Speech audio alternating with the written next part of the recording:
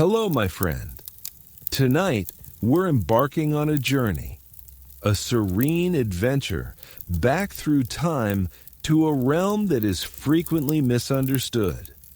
A realm that existed long before TikTok, long before air conditioning, and absolutely before anyone ever spoke the words work-life balance. We're going to delve into what life was truly like for women in Native American tribes. A life so distant from your comfortable bed and streaming services that, to be honest, you probably wouldn't endure even a single week. So before you settle in comfortably, take a moment to like the video and subscribe, but only if you really enjoy what I do here. And hey, let me know in the comments where you're listening from and what time it is there right now. Now, dim the lights and let's gently ease into tonight's journey together. Imagine for a moment that you wake up with the sun, not to the sound of an alarm, but to the soft chirping of birds and the subtle change in light filtering through a teepee or longhouse. There's no snooze button, no refreshing your social feed. Your day, every single day, begins with an immediate connection to the earth and the needs of your community. For women in many Native American tribes, this wasn't just a charming concept.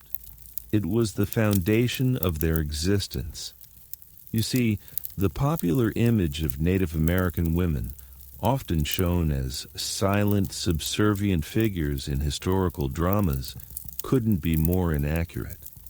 In reality, their lives were incredibly diverse, rich with purpose and profoundly influential, varying significantly across the hundreds of distinct nations and regions that made up pre-colonial North America. You wouldn't have just one job here, you'd have a dozen. Think of your modern multitasking, then amplify it by about 1,000. Subtract all convenience technology and add the very real stakes of survival. From the fertile fields of the agricultural societies in the East to the vast plains where buffalo roamed, women were the backbone, the glue, the essential engine of their communities. Historians still argue whether the degree of influence was universal across all tribes, but the fact of their vital contributions is undeniable. Let's take, for instance, the Haudenosaunee, also known as the Iroquois Confederacy, in what is now upstate New York. Here you'd find a society where matrilineal lineage wasn't just a concept, it was the concept. Your identity, your clan, your social standing. It all flowed through your mother's line. And it wasn't just about names on a family tree. In these nations, clan mothers held immense power. They owned the longhouses. They controlled the distribution of food. And get this, they had the authority to select and even remove chiefs. Imagine your grandmother having the power to fire the mayor. That's a pretty strong argument against the passive figure stereotype, isn't it? It certainly puts a different spin on family gatherings. But even beyond these explicit power structures, the daily economic contributions of women were staggering. If you were a woman in an agricultural tribe, you'd be the primary cultivator. You'd know the cycles of the moon, the nuances of the soil, the precise moment to plant corn, beans, and squash. The three sisters that formed the dietary staple for so many. You'd be the one nurturing these plants from seed to harvest, often employing sophisticated techniques like companion planting long before modern agriculture caught on. It's a far cry from clicking add to cart for your organic produce. And it wasn't just farming. You'd be an expert forager, knowing every edible root, berry, and herb in your territory. You'd identify medicinal plants with an almost encyclopedic knowledge, remedies passed down through generations. Imagine knowing which leaf could soothe a fever, which bark could mend a wound. It's like having a pharmacy in your backyard, only without the helpful pharmacist explaining side effects. This deep ecological knowledge wasn't just a hobby. It was a matter of life and death for your family and tribe. Even in plains tribes where the thunder of buffalo herds dominated life, women's roles were equally crucial, just different. While men hunted the massive animals, it was the women who processed every single part of the kill. You'd be responsible for skinning, tanning hides until they were soft as silk, preparing the meat for drying and preservation, and even crafting tools and clothing from bone, sinew, and fur. They say, waste not, want not, and in this context, it was an absolute mantra. Every piece had a purpose. You'd be turning a buffalo hide into a teepee cover, a pair of moccasins, or a winter robe. Try doing that with your latest Amazon delivery. So while your ancestors might have been figuring out how to build a decent outhouse or debating the merits of feudalism, Native American women were designing entire sustainable systems. Their contributions weren't just helpful. They were absolutely essential. They weren't merely wives or mothers. They were farmers, architects, healers, artists, and often political forces in their own right. And that, my friend, is just the beginning of understanding what life was really like. As the sun climbed higher, your day wouldn't slow down. It would simply shift gears. The morning might see you in the fields, your hands deep in the soil, planting or weeding with rhythmic efficiency. But by midday, perhaps you'd be engaged in a completely different set of tasks, all equally critical. Unlike your modern existence, where work often feels separate from life, for these women, every activity was interwoven with the survival and thriving of their community. This wasn't just about personal gain, it was about collective well-being. You were a vital cog in a meticulously balanced ecosystem, both natural and social. Take, for example, the relentless process of food preparation beyond the harvest. You wouldn't just pick berries, you'd dry them for winter. You wouldn't just harvest corn, you'd grind it into meal, a laborious process often involving heavy stone tools. Imagine standing for hours rhythmically pounding corn, your muscles aching, knowing that every single grain meant sustenance for your family through the harsh winter months. This wasn't a quaint artisanal activity for Instagram. This was pure, unadulterated necessity.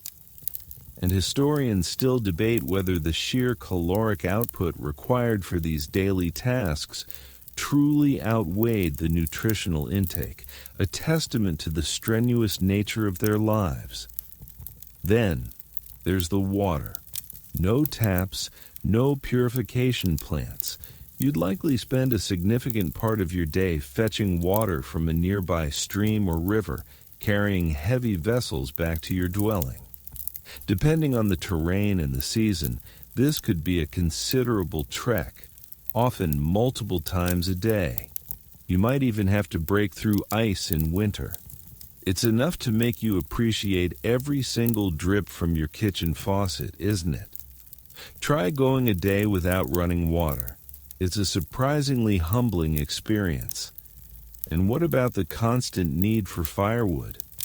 Keeping a fire burning for cooking, warmth, and light was an ongoing chore. You'd be out gathering fallen branches, perhaps even helping to fell smaller trees, hauling them back to camp. Every meal, every warm night depended on your ability to find and transport fuel. It was a never-ending cycle of gathering, preparing, and sustaining. A direct connection to the raw elements of nature. You truly couldn't order in if you were feeling peckish. Beyond these fundamental survival tasks, women were also the primary craftsmen and producers of goods essential for daily life. Think about every basket, every clay pot, every woven mat. These weren't factory-made. They were handmade, often by you with immense skill and patience. From gathering the raw materials, clay from a riverbed, reeds from a swamp, fibers from plants, to the intricate process of shaping, drying, firing, or weaving. Each item was a testament to your expertise and tireless effort. A single functional pot could take days, even weeks, to create, and it would be cherished and used until it literally fell apart. For instance, in many Pueblo communities, pottery was an art form and a practical necessity almost exclusively practiced by women. They'd use techniques passed down for generations, creating vessels that were not only beautiful, but also incredibly durable for cooking and storage. The designs often held deep spiritual meaning, making each piece a narrative in itself. You wouldn't just be making a bowl, you'd be crafting a piece of history and spirituality. And if you belonged to a tribe that relied on animal hides for clothing and shelter, you'd be a master of tanning. This wasn't a quick trip to the leather shop. This involved hours of scraping, soaking, stretching, and often smoking the hides until they were supple and waterproof. It's a messy, physically demanding process that smells well. Let's just say it smells natural. But the result was warm, durable clothing and sturdy coverings for teepees or lodges. Remember that mention of processing buffalo in the Plains tribes? This was a huge part of it. The survival of your family through biting winds and freezing temperatures literally depended on your skill at turning an animal skin into protective gear. It makes buying a winter coat feel remarkably unheroic. Even your leisure time, which was scarce, often involved productive activities.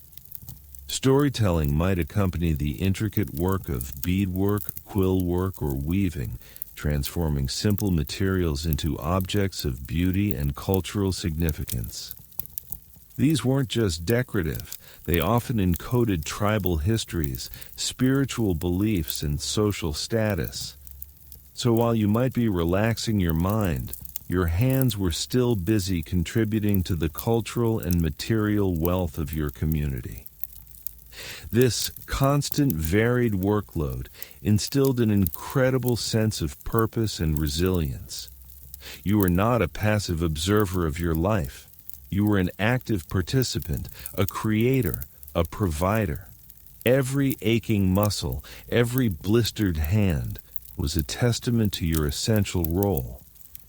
The daily grind wasn't just about surviving. It was about thriving as a collective, building a rich, complex culture through effort, ingenuity, and an unwavering connection to the land and each other. With the sun nearing its zenith, your focus would inevitably turn to the most fundamental of all human needs, food. But remember, this isn't a world of supermarkets or even corner stores. Every single morsel of sustenance, every berry, every root, every piece of meat required immense effort, specialized knowledge, and often incredible patience. This was a direct, visceral relationship with your environment, where farm to table meant your own hands in the dirt, and often a long trek to gather. You couldn't just have a sudden craving for sushi. You'd have to catch the fish, prepare the rice, and probably invent the soy sauce yourself. In many Native American tribes, agriculture was predominantly a woman's domain. While men might clear fields, the meticulous season-long work of planting, nurturing, and harvesting fell to you. You'd be intimately familiar with the cycles of corn, beans, and squash, knowing precisely when to sow and when to reap. Imagine the delicate touch required to plant a tiny corn seed, or the backbreaking work of hilling up soil around growing plants, protecting them from wind and pests. This wasn't just gardening. It was the strategic management of your tribe's primary food source, often providing the majority of their calories for the year. This deep agricultural knowledge was passed down from mother to daughter, a living textbook of sustainable farming practices. But what if your tribe wasn't primarily agricultural? If you were part of a nomadic or semi-nomadic group, perhaps in the Great Basin or parts of the Southwest, your expertise would shift to foraging. This wasn't a casual stroll through the woods picking pretty flowers. This was systematic, informed by generations of accumulated wisdom. You'd know which plants were edible and when, which were poisonous, and which possessed medicinal properties. You'd gather wild rice, nuts, berries, roots, and seeds, processing them into flour, oils, or dried provisions. Imagine knowing precisely where to find a patch of camas root, or how to properly leach acorns to remove their bitter tannins, turning them into a nutritious, storable food source. This wasn't just about finding food. It was about transforming it into usable, safe sustenance. And historians still debate the exact caloric contributions of foraging versus hunting in different tribal diets, highlighting the often underestimated significance of women's gathering efforts. Let's not forget the incredible innovation involved in food preservation. Without refrigeration, you'd become a master of drying, smoking, and caching. Meat, berries, and vegetables would be carefully prepared to last through lean seasons. Think of pemmican, a superfood of the Plains tribes, dried meat pounded with rendered fat and often mixed with berries. This nutritious, calorie-dense food could last for years and was often prepared by women. It's like the ultimate survival bar, only made with way more elbow grease and buffalo. Your ability to prepare and store food wasn't just about avoiding hunger. It was about ensuring the tribe's survival through harsh winters or unexpected periods of scarcity. And then there's the nuanced art of resource management. You wouldn't just gather, you'd gather sustainably. You'd know not to over-harvest from one area, ensuring that the bounty would return year after year.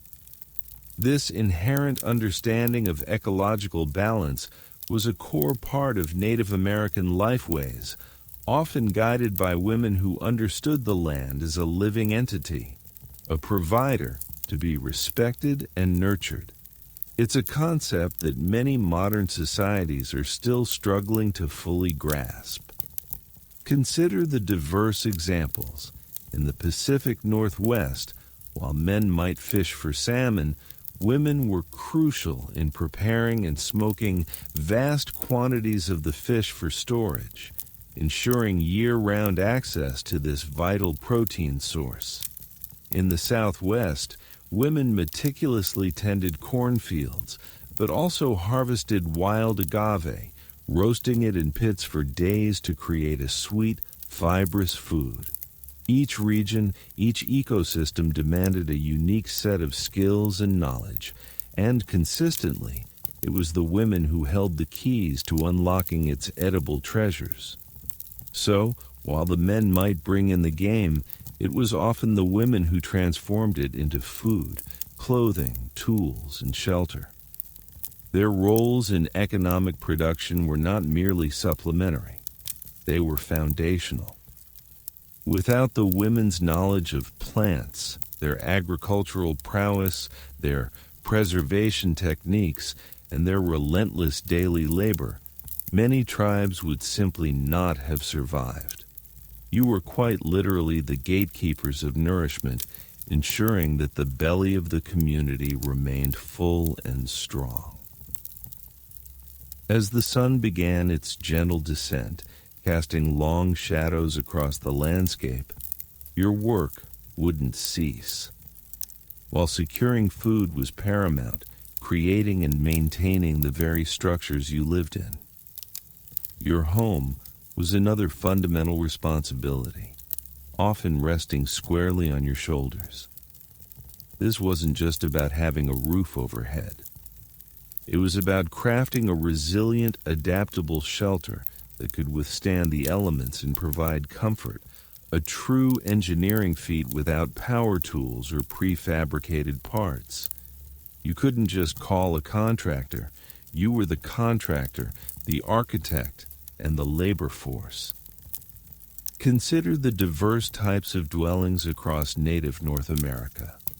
Whether it was the teepee of the plains, the longhouse of the Northeast, the wigwam of the woodlands, or the adobe pueblo of the Southwest, women were central to their construction and maintenance. This wasn't a one-time build. These homes required constant attention, repairs, and often dismantling and reassembling as tribes moved with the seasons or for resources. Let's imagine you're with a plains tribe. The teepee, iconic and seemingly simple, was a marvel of portable architecture, and its primary builders and owners were women.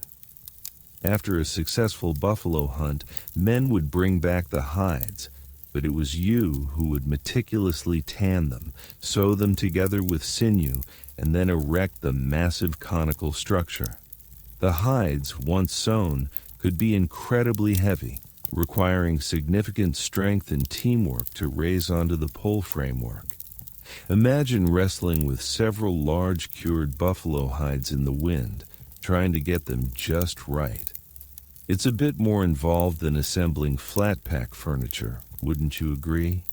And it wasn't just the initial construction. Teepees needed constant care. You'd adjust the smoke flaps at the top to manage ventilation, especially during cooking fires.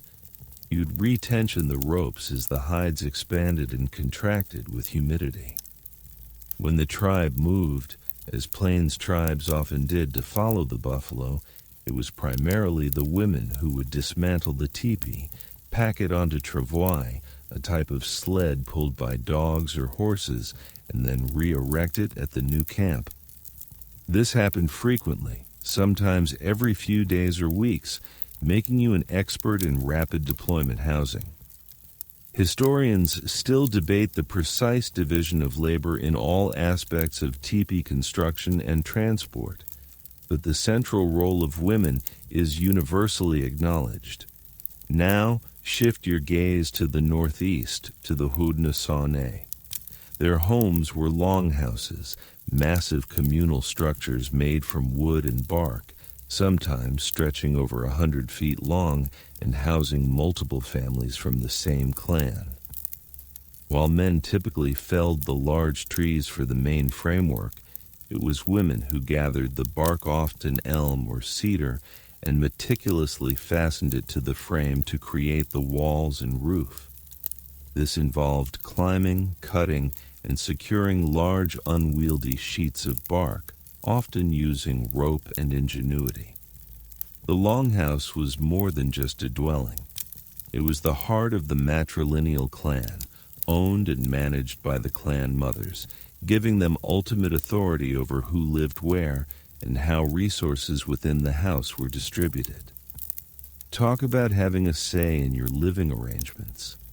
Even in the Southwest, where adobe pueblos were built from sun-dried bricks of earth, women played a crucial role. While men might mix the adobe and lay the foundations, women were often responsible for plastering the walls, both inside and out, using a mix of clay, water, and sometimes straw. This plastering wasn't just cosmetic, it protected the adobe bricks from erosion and helped regulate the interior temperature. They'd also maintain the flat roofs, which often served as additional living or working spaces. You wouldn't just be doing upkeep, you'd be maintaining the integrity of a multi-story building. Beyond the main dwelling, Women were also responsible for creating and maintaining the interior comforts. This included weaving mats for sleeping and sitting, crafting storage containers from various natural materials, and generally organizing the living space to be efficient and comfortable. Every tool, every blanket, every cooking utensil, many of these were made or maintained by you. The domestic sphere, far from being trivial, was a hub of constant production and careful management, ensuring the well-being and functionality of the entire household. So whether you were raising a teepee under the vast prairie sky, meticulously bark-cladding a longhouse, or carefully plastering an adobe wall, your hands were actively shaping the physical world of your community. Your skills ensured warmth, shelter, and security for your family day in and day out. It makes modern home ownership seem like a walk in the park, doesn't it? Has twilight softened the edges of the camp?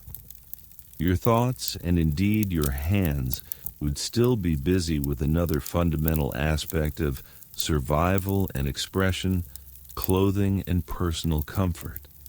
Forget fast fashion. Every single thread, every bead, every piece of leather you wore was a testament to hours, days, sometimes even weeks of painstaking labor. This wasn't about following trends. It was about protecting yourself from the elements, signifying your identity, and honoring the materials gifted by the natural world. Imagine for a moment the sheer effort involved in creating a single outfit. If you were a woman of the plains, the journey from raw hide to a finished dress or pair of moccasins was epic. It started with the aforementioned tanning process, transforming tough animal skins, buffalo, deer, elk into soft, pliable leather. This wasn't just physical labor, it was a sensory experience. The smell of brains or woods used in the curing process, the feel of the hide as it slowly softened under your relentless scraping and stretching. It's a bit more involved than swiping your credit card online, isn't it? Once the hides were perfectly supple, the real artistry began. You would cut and sew them using bone needles and sinew thread, often incorporating intricate patterns that were not just decorative, but also carried deep cultural meaning. A stitch wasn't just a stitch. It was part of a larger story, a family tradition or a tribal identifier. And then came the embellishment. Beadwork, quill work, and shell adornments weren't just pretty additions. They were vibrant expressions of identity, status, and spiritual connection. Think about quill work. Before glass beads became widely available through trade, porcupine quills were a primary decorative medium. Imagine gathering dozens, perhaps hundreds, of sharp quills, then meticulously softening, dyeing, and flattening them before patiently stitching them onto leather or bark. Each quill had to be individually worked, then folded and sewn down with incredible precision to create geometric patterns or narrative scenes. It was a slow, meditative process that demanded immense focus and a steady hand. Historians still debate the specific origins of many of the intricate patterns, highlighting the depth of this artistic tradition. It really makes you appreciate your machine-washed, mass-produced t-shirt, doesn't it? Even the simplest items like blankets or wraps required significant effort. If your tribe practiced weaving, you would be involved in gathering and processing plant fibers, spinning them into thread, and then painstakingly weaving them on a loom. This could be a backstrap loom, where your own body tensioned the warp threads, or a larger upright loom, creating beautiful, durable textiles for warmth, carrying goods, or ceremonial purposes. The patterns woven into these textiles were often unique to your tribe or clan, serving as visual markers of identity and skill. And it wasn't just clothing for yourself. You were responsible for dressing your entire family from infancy to old age. Imagine creating dozens of moccasins over a lifetime, each pair perfectly fitted and robust enough to withstand endless walking over varied terrain. Each piece of clothing, each bag, each pouch you made was not merely functional. It was imbued with care, purpose, and cultural significance. You wouldn't discard a worn-out item casually. You might repair it, repurpose it, or respectfully return it to the earth. This constant creation of textiles and adornments wasn't just a chore. It was a deeply ingrained part of a woman's identity and contribution to the community's well-being. Your skill in these areas brought respect, and your creations showcased the beauty and resilience of your culture. It was a tangible way to express love, creativity, and dedication. So the next time you slip on your favorite comfortable clothes, take a moment to imagine the world in which every fiber, every stitch told a story woven by hand, patience, and absolute necessity. As the sun began to dip below the horizon, painting the sky with hues of orange and purple, another profound aspect of a woman's life would come to the fore: motherhood. This wasn't merely a biological function, it was the sacred duty of raising the next generation, ensuring the continuity, strength, and cultural integrity of the tribe. You were not just a parent, you were a primary educator, a cultural guide, and a protector, shaping the future of your entire community. Imagine the sheer physical demands of childbirth in a world without modern medicine. While tribes often had skilled midwives and extensive knowledge of herbal remedies to assist, the process was inherently risky. Yet, life continued, and the birth of a child was a moment of profound joy and communal significance. From the moment a new life entered the world, you as a mother embarked on a journey of constant vigilance and nurturing. Infancy was a period of intense physical closeness. Many Native American cultures practiced co-sleeping and on-demand feeding, fostering a deep bond between mother and child. Babies were often carried in cradle boards, expertly crafted to be both comfortable for the infant and practical for the mother, allowing you to continue your daily tasks, foraging, preparing food, crafting, while keeping your baby secure and close. This wasn't just a convenience. It was a constant, intimate connection, teaching the child from birth about the rhythms and sounds of tribal life. It's a far cry from the separate nurseries and elaborate baby monitors of today, isn't it? As children grew, your role shifted from purely physical care to intensive education. Every activity you engaged in became a teaching moment.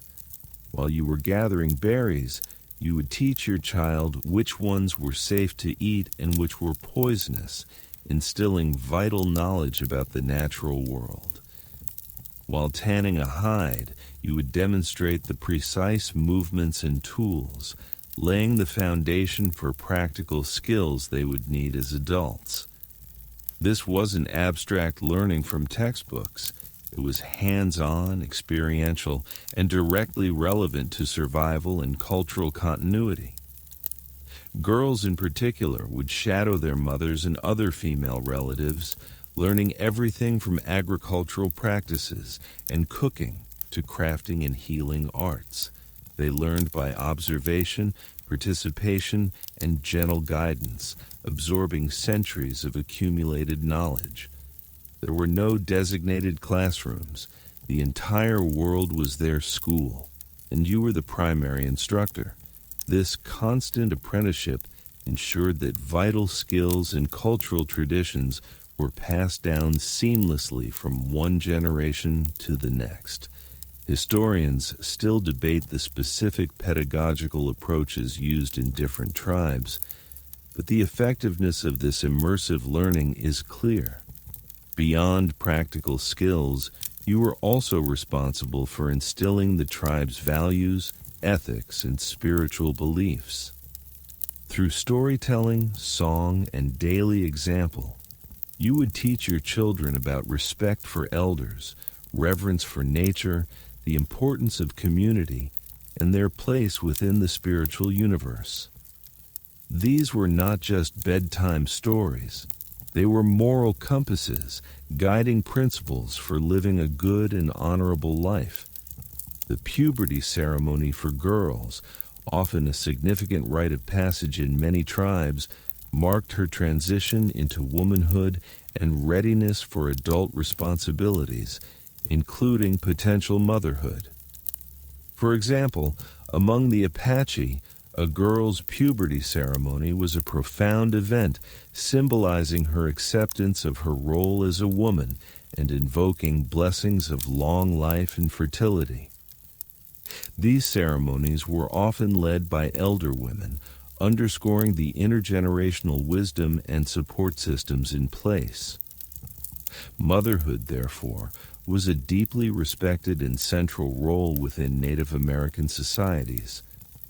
Your ability to nurture, educate, and guide your children directly impacted the future well-being and resilience of the entire tribe. It wasn't just about individual families. It was about the collective survival and flourishing of a people. You were in essence an architect of human potential, building the very foundations of your society through the lives you nurtured. It's a responsibility that makes every other task seem almost trivial by comparison. As the evening shadows deepened, perhaps a cool breeze rustled through the leaves outside your dwelling. You might reflect on something profound about your society. The very fabric of its identity often ran through you, the women. This wasn't a patriarchal world where power exclusively flowed through men. In many Native American tribes, matrilineal lines were not just a social structure, but a bedrock of power, heritage, and influence. This meant your mother's lineage and yours determined your clan, your social standing, and often your political voice. It's a system that truly flipped the script on many historical norms you might be familiar with. Imagine living in a society where descent and inheritance were traced through the female line. This was common among numerous tribes, including the Haudenosaunee Iroquois, the Cherokee, the Creek, the Hopi, and many Pueblo peoples. In these societies, property, homes, and even certain ceremonial items were often owned by women or by the female lineage. When a man married, he might move into his wife's family longhouse or dwelling. His children would belong to her clan, not his. This wasn't just a quirky custom. It had profound implications for a woman's status and autonomy. You weren't merely marrying into a family. You were remaining firmly rooted in your own with your female relatives as your anchor. Take the Haudenosaunee Confederacy again, a remarkable example of a highly organized and powerful matrilineal society. Here the clan mothers, elder women revered for their wisdom and experience, held immense political authority. They were responsible for selecting the male chief sachems who would represent the clan on the Grand Council. More importantly, they had the power to depose a chief if he failed to act in the best interests of his people. This effectively gave women a veto power over the highest political decisions. It's a system that makes modern political appointments look positively quaint. You were not just a voter, you were a kingmaker, or rather a chief maker. This matri-focused structure extended to daily life.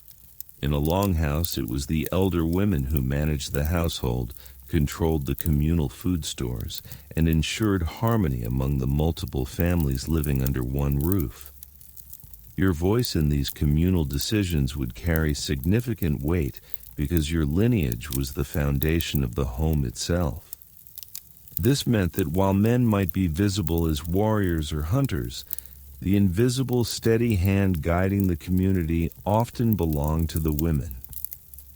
Historians still argue whether the term matriarchy truly applies to all aspects of these societies, but the significant power and respect afforded to women are undeniable. Even outside strictly matrilineal systems, women often held considerable informal influence. Their roles as providers, educators, and spiritual leaders meant their opinions were highly valued in tribal councils and decision-making processes.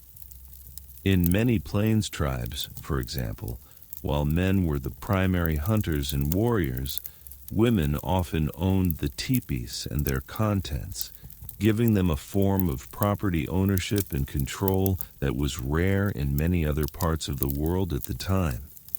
Their collective voice could influence camp movements, treaty negotiations, and even decisions about war and peace. This emphasis on female lineage provided a strong support system. You would grow up surrounded by your mother, grandmothers, aunts, and sisters, a formidable network of experienced women who offered guidance, shared responsibilities, and provided unwavering support. This communal child-rearing and shared labor lessened the burden on individual mothers and fostered a sense of collective strength and identity. It wasn't just it takes a village to raise a child. It takes a powerful female lineage to ensure the strength of the tribe. So while your perception of ancient societies might be dominated by male-centric power structures, the reality for many Native American women was strikingly different. You were born into a legacy of power, responsibility, and deep respect, where your bloodline was the very thread weaving together the fabric of your community. It's a quiet strength, often overlooked in historical narratives, but one that profoundly shaped the lives and destinies of millions. As the night deepened, and perhaps a crackling fire provided the only illumination, your world would also encompass a profound dimension beyond the tangible, the spiritual. For women in Native American tribes, spirituality wasn't a separate Sunday-only activity. It was woven into the very fabric of daily life, connecting them to the earth, the ancestors, and the unseen forces that shaped their existence. You weren't just a participant in ceremonies. You were often a sacred keeper, a conduit, and a vital figure in maintaining cosmic balance. In many, though not all, Native American cultures, women held significant spiritual roles, often serving as healers, ceremonial leaders, visionaries, and storytellers. Their unique connection to the cycles of life, birth, and creation often positioned them as powerful figures in the spiritual landscape. This wasn't about dogma. It was about relationship, a deeply personal and communal bond with the spiritual world that permeated every aspect of their being. Consider the role of women as keepers of sacred knowledge and ceremonies. Many spiritual practices involved specific songs, dances, rituals, and stories that have been passed down through generations. Women were often the primary custodians of this oral tradition, ensuring that the wisdom of the ancestors was preserved and accurately transmitted to the young. Imagine memorizing vast narratives, complex songs, and intricate ceremonial procedures, knowing that the spiritual well-being of your entire community depended on your memory and devotion. It's a bit more pressure than remembering your Netflix password, isn't it? In some tribes, women were integral to the performance of major ceremonies. For example, among the Hopi, women played crucial roles in agricultural rituals, particularly those focused on corn, which was seen as a sacred mother. They were responsible for tending the corn physically, but also spiritually, ensuring its fertility and abundance through prayer, song, and ritual. These weren't just symbolic gestures, they were seen as direct interactions with the forces that sustained life. Historians still debate the precise interpretations of these gendered spiritual roles, but the intertwining of female identity with agricultural and life-giving forces is widely acknowledged. Furthermore, women often served as spiritual advisors, dream interpreters, and visionaries. Their insights and connection to the spirit world were highly valued, and their counsel sought in times of crisis or uncertainty. They might interpret dreams that guided tribal decisions or embark on personal vision quests that brought spiritual power and direction to the community. This often meant spending time alone in nature, fasting and praying, seeking guidance from the spirits. It's a level of introspection and spiritual commitment rarely seen in our modern bustling world. The sacredness of life, particularly new life, often placed women at the center of birth and naming ceremonies. As givers of life, mothers and grandmothers often had special spiritual authority in these significant transitions. Their wisdom guided the spiritual protection and integration of new tribal members, ensuring they were welcomed and blessed by both the human and spirit worlds. This was a profound responsibility, connecting them directly to the mysteries of creation. Even the objects women created often held spiritual significance. The patterns in a woven basket, the designs on a painted pot, the intricate beadwork on a ceremonial garment. These weren't just aesthetics.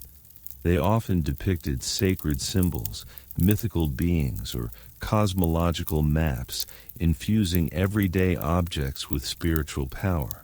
You weren't just crafting, you were imbuing the material world with the sacred. It's like every creation was a small prayer, a tangible connection to the divine. So while the men might engage in their own spiritual practices, perhaps focused on hunting or warfare, the spiritual landscape of many Native American tribes was rich with female presence and power. Your role wasn't just complementary, it was often foundational, connecting the physical world with the sacred, nurturing the spirit of the community and ensuring its harmony with the universe. It's a profound legacy of spiritual stewardship, a quiet strength that underpinned their entire existence. As the spiritual calm of the night might settle around you, another vital dimension of a woman's contribution would become apparent, her role as a healer. In a world devoid of hospitals, pharmacies, or even basic germ theory, women were often the primary custodians of health, possessing an encyclopedic knowledge of the natural world and its curative properties. You weren't just a caregiver, you were a vital part of the healing arts, often the first and sometimes the only physician your community had. Imagine needing to treat a fever, a snake bite, a broken bone, or a debilitating cough with nothing but the plants around you and the wisdom passed down through generations. This was the reality, and Native American women rose to this challenge with remarkable skill and dedication. Their expertise in herbal medicine was profound, often based on centuries of empirical observation and careful experimentation. They knew which roots to dig, which leaves to steep, which barks to grind, and the precise ailments each could address. This wasn't guesswork. It was a sophisticated, holistic approach to wellness, integrating physical, emotional, and spiritual well-being. Your knowledge as a healer would begin early, often by shadowing elder women, grandmothers, and aunts. You would learn to identify hundreds of plants, their seasons, their habitats, and their specific uses.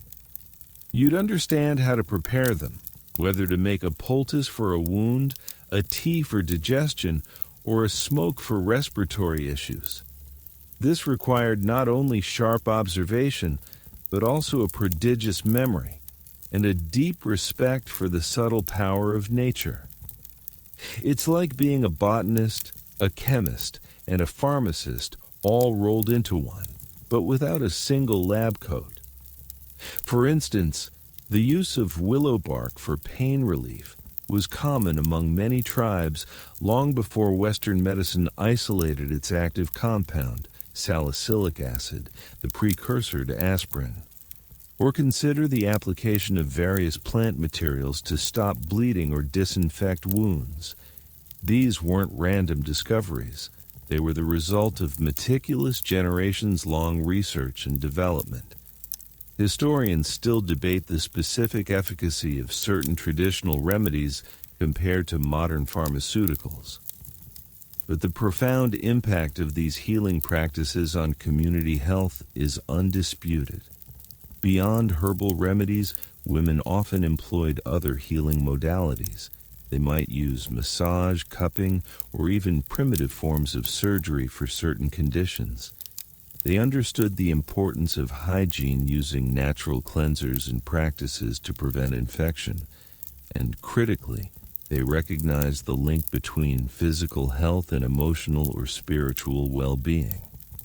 A healing ceremony might involve not just a plant medicine, but also prayer, song, and storytelling to address the spiritual roots of an illness. You weren't just treating symptoms, you were treating the whole person. The role of a midwife was also almost exclusively held by women, a position of immense trust and importance. They guided pregnant women through childbirth, offering comfort, support, and practical assistance.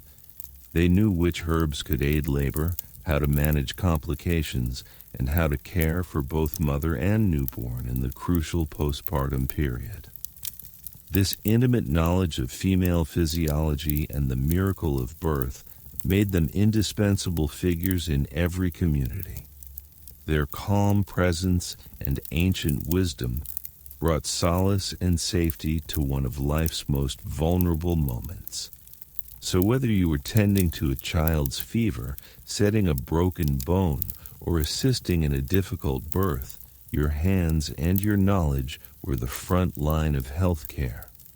Your dedication to healing was a profound act of service, rooted in a deep understanding of the natural world and an unwavering commitment to the well-being of your people. It's a legacy of care and wisdom that continues to resonate today. As the whispers of the night deepened and perhaps the scent of wood smoke still lingered in the air, your hands, tired from the day's practical labors, would often turn to another essential realm, art and craft. This wasn't just a leisure activity.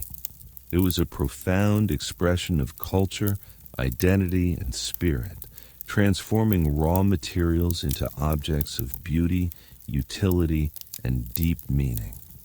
You weren't merely a craftswoman, you were an artist, a storyteller, and a keeper of visual heritage. Imagine for a moment the vast array of materials you'd work with. Clay from the riverbanks, plant fibers from the marshes, animal hides from the hunt, quills from the porcupine, even tiny shells or fragments of stone. Each material demanded a unique skill set and a respectful understanding of its properties. There was no mass production line. Every single piece was handcrafted, imbued with patience, skill, and often spiritual intention. Take pottery, for instance. In many tribes, particularly in the Southwest among the Pueblo peoples, pottery was almost exclusively the domain of women. You would learn how to select and process the right kind of clay, how to coil it meticulously into various shapes, from large storage jars to cooking pots and ceremonial vessels, and how to smooth and polish the surfaces.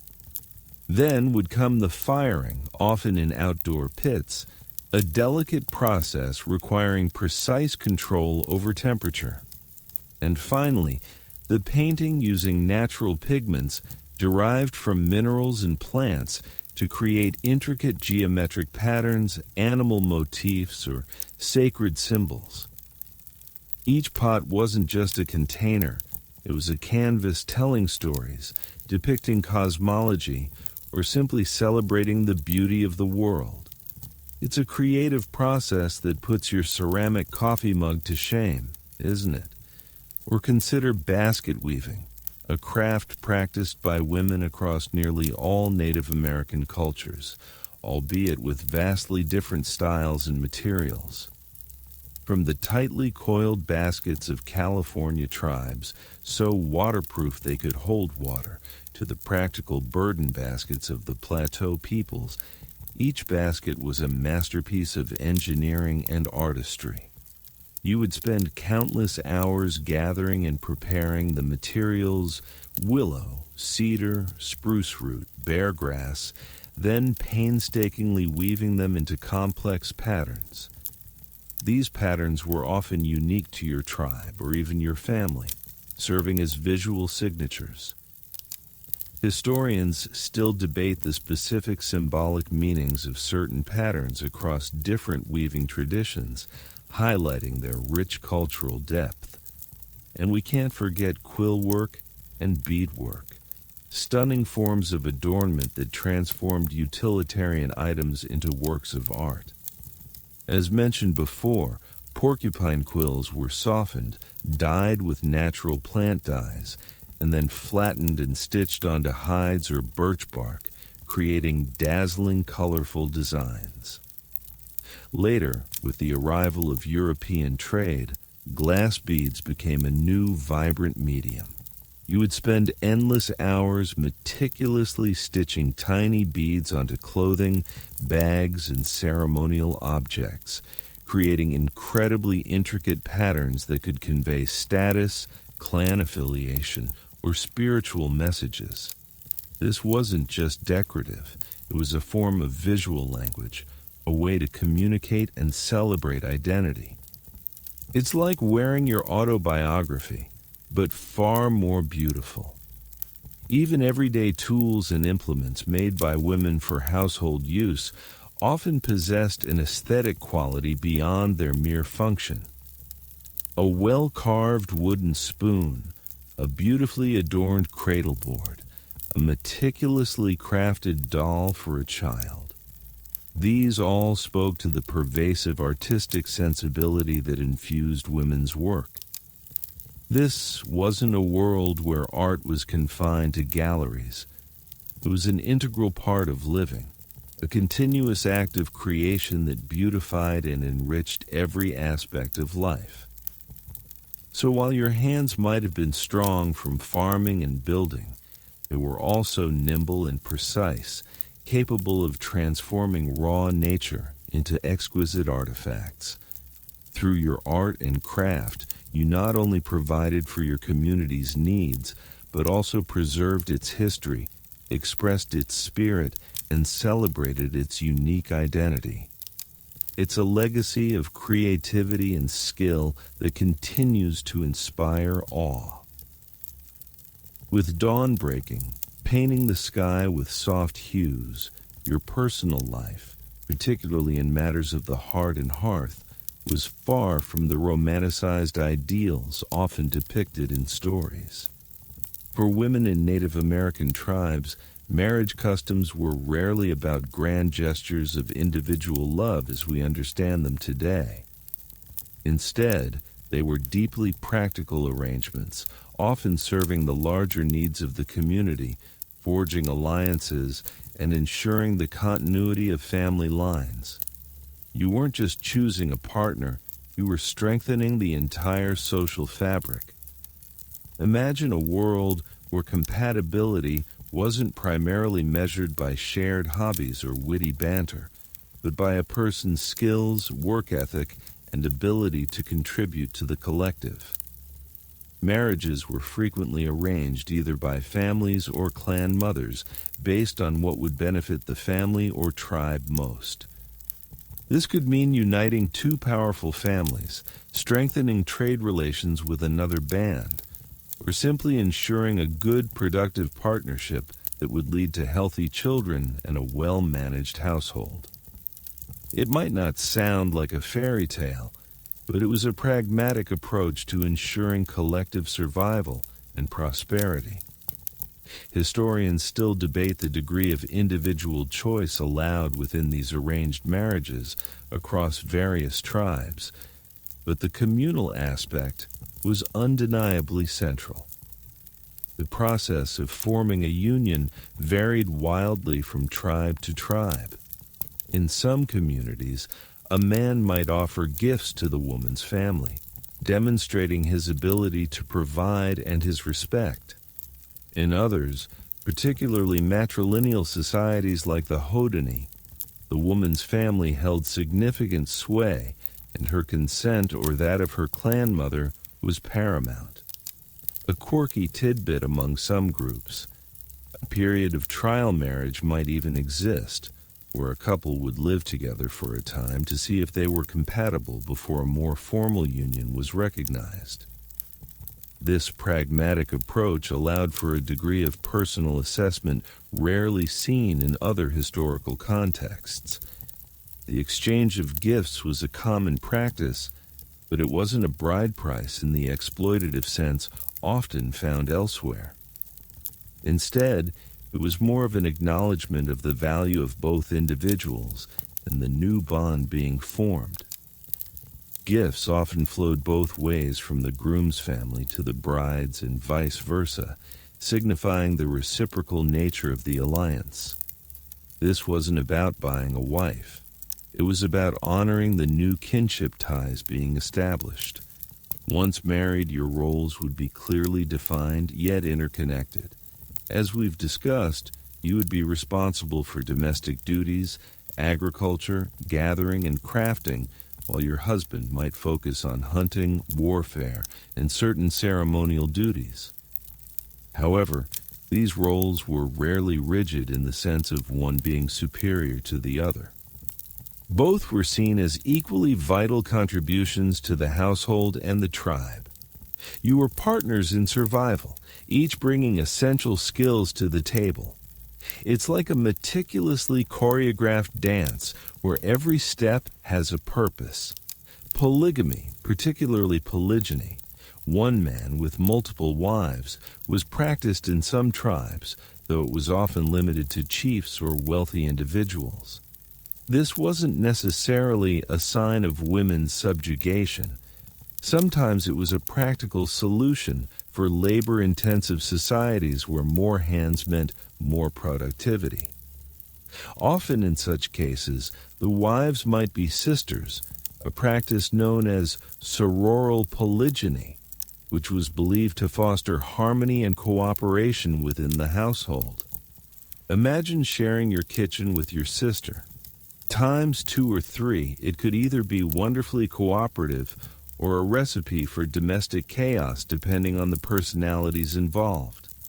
Overall, marriage was a cornerstone of tribal society, a means of perpetuating family lines, building social networks, and ensuring the stability and strength of the community. Your role within this structure was profoundly important, not just as a wife or mother, but as a crucial link in the chain of kinship and a contributor to the collective prosperity. It was a union not just of two individuals, but of two families, two clans, or even two tribes, bound together by mutual benefit and shared destiny. As the early morning light filtered through the dwelling, casting patterns on the floor, you might consider another fascinating aspect of Native American marital life that often surprises modern observers: the relative ease and acceptance of divorce and autonomy. Unlike many contemporary societies where marriage was an unbreakable, often oppressive bond, women in numerous Native American tribes possessed a surprising degree of agency when it came to ending a union. You weren't trapped. You often had the power to walk away. Imagine a world where leaving a marriage wasn't a social scandal or a legal battle, but a recognized, sometimes even common part of life. While marriage was important for community stability, the well-being and harmony of the individuals within it were also highly valued. If a union proved incompatible, unproductive, or simply unhappy, separation was often straightforward and accepted. This stands in stark contrast to European societies of the same period, where divorce was often impossible, especially for women, or required complex legal and religious intervention. In many tribes, particularly matrilineal ones like the Haudenosaunee, the ease of divorce was particularly pronounced for women. Since the home belonged to the woman and her clan, a man who displeased his wife might simply find his belongings placed outside the longhouse door. It was a clear, unspoken signal. You're out. No lengthy arguments, no court dates, just a silent, definitive eviction notice. It's an efficient, if somewhat abrupt, method of marital dissolution. Wouldn't you agree? Reasons for divorce could vary. Incompatibility, neglect, laziness, or even simply a desire for a different partner. The primary concern was often whether the couple was effectively contributing to the community and maintaining harmony within the household. If not, separation was seen as a pragmatic solution rather than a moral failing. Children typically remained with the mother and her clan, reinforcing the strength of the matrilineal line and ensuring their continued care within the established support system. This minimized the disruption to the children's lives and provided a stable environment. A quirky tidbit.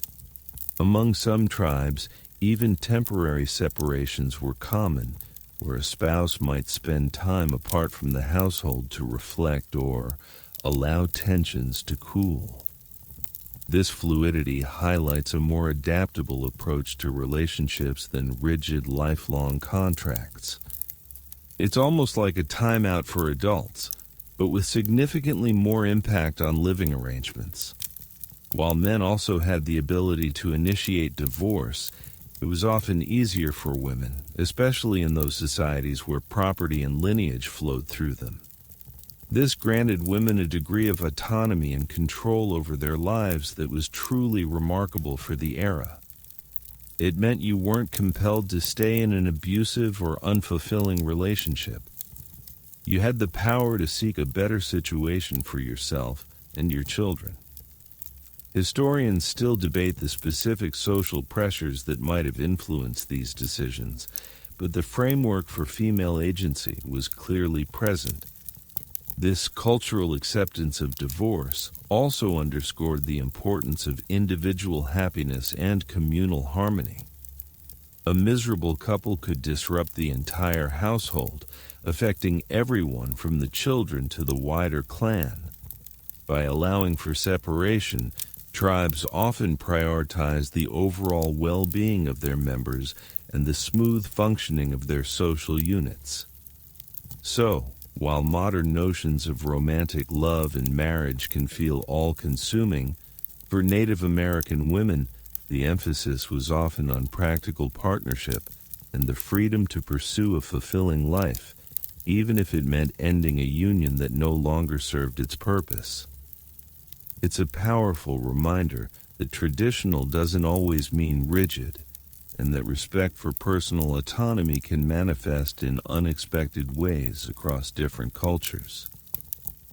As the campfire embers glowed, casting dancing shadows on the faces gathered, you might notice the quiet reverence extended towards certain members of the community, the elder women.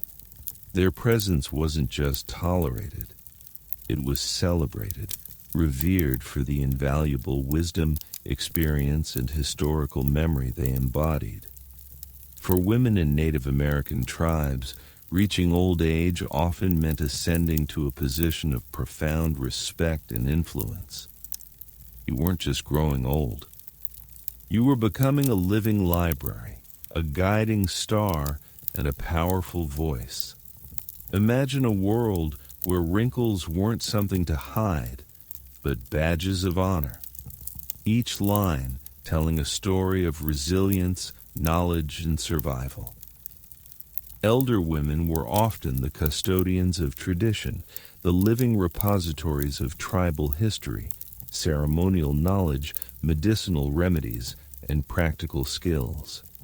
They remembered the old stories, the ancient songs, the proper ways of doing things, and their memory served as the collective memory of the entire community.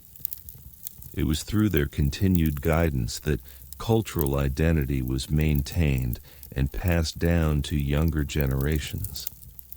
Losing an elder was like losing an entire chapter of your history book, only far more profound. Their wisdom wasn't just academic, it was practical. They had lived through countless seasons, witnessed periods of abundance and scarcity, endured hardships, and celebrated triumphs. This lifetime of experience made them invaluable advisors on everything from agricultural practices and weather patterns to intertribal relations and personal disputes. When a difficult decision needed to be made, it was often the elder women whose counsel was sought and respected. Their seasoned perspective offered a calm, steady hand, drawing from a deep well of collective experience. Historians still argue about the precise mechanisms through which this authority was exercised in all tribal councils, but their influence on daily life and major decisions is clear. In matrilineal societies, elder women, particularly the clan mothers we spoke of earlier, held explicit political power. They weren't just consulted, they made decisions. They could appoint or remove chiefs, control communal property, and wield significant influence over alliances and peace treaties. Their age and experience was seen as qualifications for leadership, proving their judgment and dedication to the well-being of the people. This was a system where wisdom trumped youthful exuberance, a charmingly sensible approach. Beyond formal roles, elder women also played crucial parts in daily life. They were often the primary educators for young children, especially girls, patiently teaching them essential skills like weaving, pottery, or hide preparation. Their gentle guidance and extensive knowledge ensured that traditional crafts and life ways continued. They also provided child care, allowing younger mothers to participate in other communal activities. It's like having an always-on, highly experienced, and deeply loving support system for child rearing. A quirky tidbit, in some tribes, elder women were even responsible for upholding moral codes and resolving disputes within the family or clan. Their respected status allowed them to mediate conflicts and ensure harmony, sometimes through gentle persuasion, other times through firm pronouncements. Imagine your grandmother settling a neighborhood squabble with an unassailable aura of authority. The respect shown to elder women was deeply ingrained in the culture. Younger generations were taught to listen, to learn, and to care for their elders. Their needs were prioritized, and their presence was a source of comfort and security. It was a reciprocal relationship. The elders provided guidance and wisdom, and the community provided care and honor. So as you reflect on the lives of Native American women, remember that their journey didn't diminish with age. Instead, it blossomed into a period of profound influence and reverence, where their accumulated wisdom became the guiding light for the entire community. They were the anchors of tradition, the keepers of memory, and the enduring heart of their people. In the stillness of the night, as faint sounds of the natural world might reach your ears, it's worth considering how Native American women navigated a sphere often perceived as exclusively male, war, and peace. While men were typically the warriors and diplomats in formal councils, women held powerful, albeit often indirect, influence over tribal conflicts, alliances, and peacemaking efforts. Their roles were subtle, yet undeniably crucial, proving that power takes many forms. Think of the stakes involved. A decision to go to war or to make peace profoundly impacted every member of the tribe. For women, this meant potential loss of husbands, sons, and brothers, disruption of daily life, and the very real threat of attack or displacement.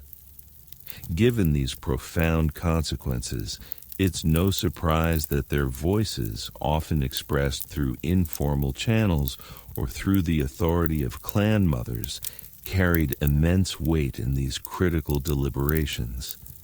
You weren't on the battlefield, but your family and home were often the reason for the battle or the ultimate beneficiaries of peace. In many societies, particularly matrilineal ones, women held the ultimate say in whether a war party would be sanctioned or whether captives would be adopted or executed. Among the Haudenosaunee, for example, clan mothers had the power to prevent their sons from going to war, and their decision could halt an expedition. They were also instrumental in deciding the fate of prisoners of war, often having the final word on whether they would be integrated into the tribe or put to death. This gave them immense moral authority, acting as the conscience of the Confederacy when it came to life and death decisions. This is a level of anti-war protest power that modern activists can only dream of. Women also played a crucial role in sustaining warriors during conflict. They were responsible for preparing food, making and repairing clothing, and providing medicinal care for the injured. Their consistent labor ensured that fighting men were well supplied and healthy enough to protect the tribe. Without their efforts on the home front, sustained military action would have been impossible. It's the behind-the-scenes logistical mastery that often goes unnoticed, but is absolutely vital. Moreover, women frequently acted as peacemakers and diplomats. They might initiate peace talks by sending messages or gifts to opposing tribes, or by leveraging kinship ties that crossed tribal boundaries. In some instances, marriages were strategically arranged between tribes to solidify alliances and prevent future conflicts. As the facilitators of these unions and the mothers of the resulting children, women literally embodied the bonds of peace. A fascinating aspect is how female captives, once adopted into a new tribe, could sometimes serve as conduits for peace, linking their birth tribe with their adopted one, a rather unique form of diplomacy. Historians still debate the frequency and directness of women's involvement in formal treaty negotiations across all tribes, but their indirect impact on diplomatic outcomes is well documented.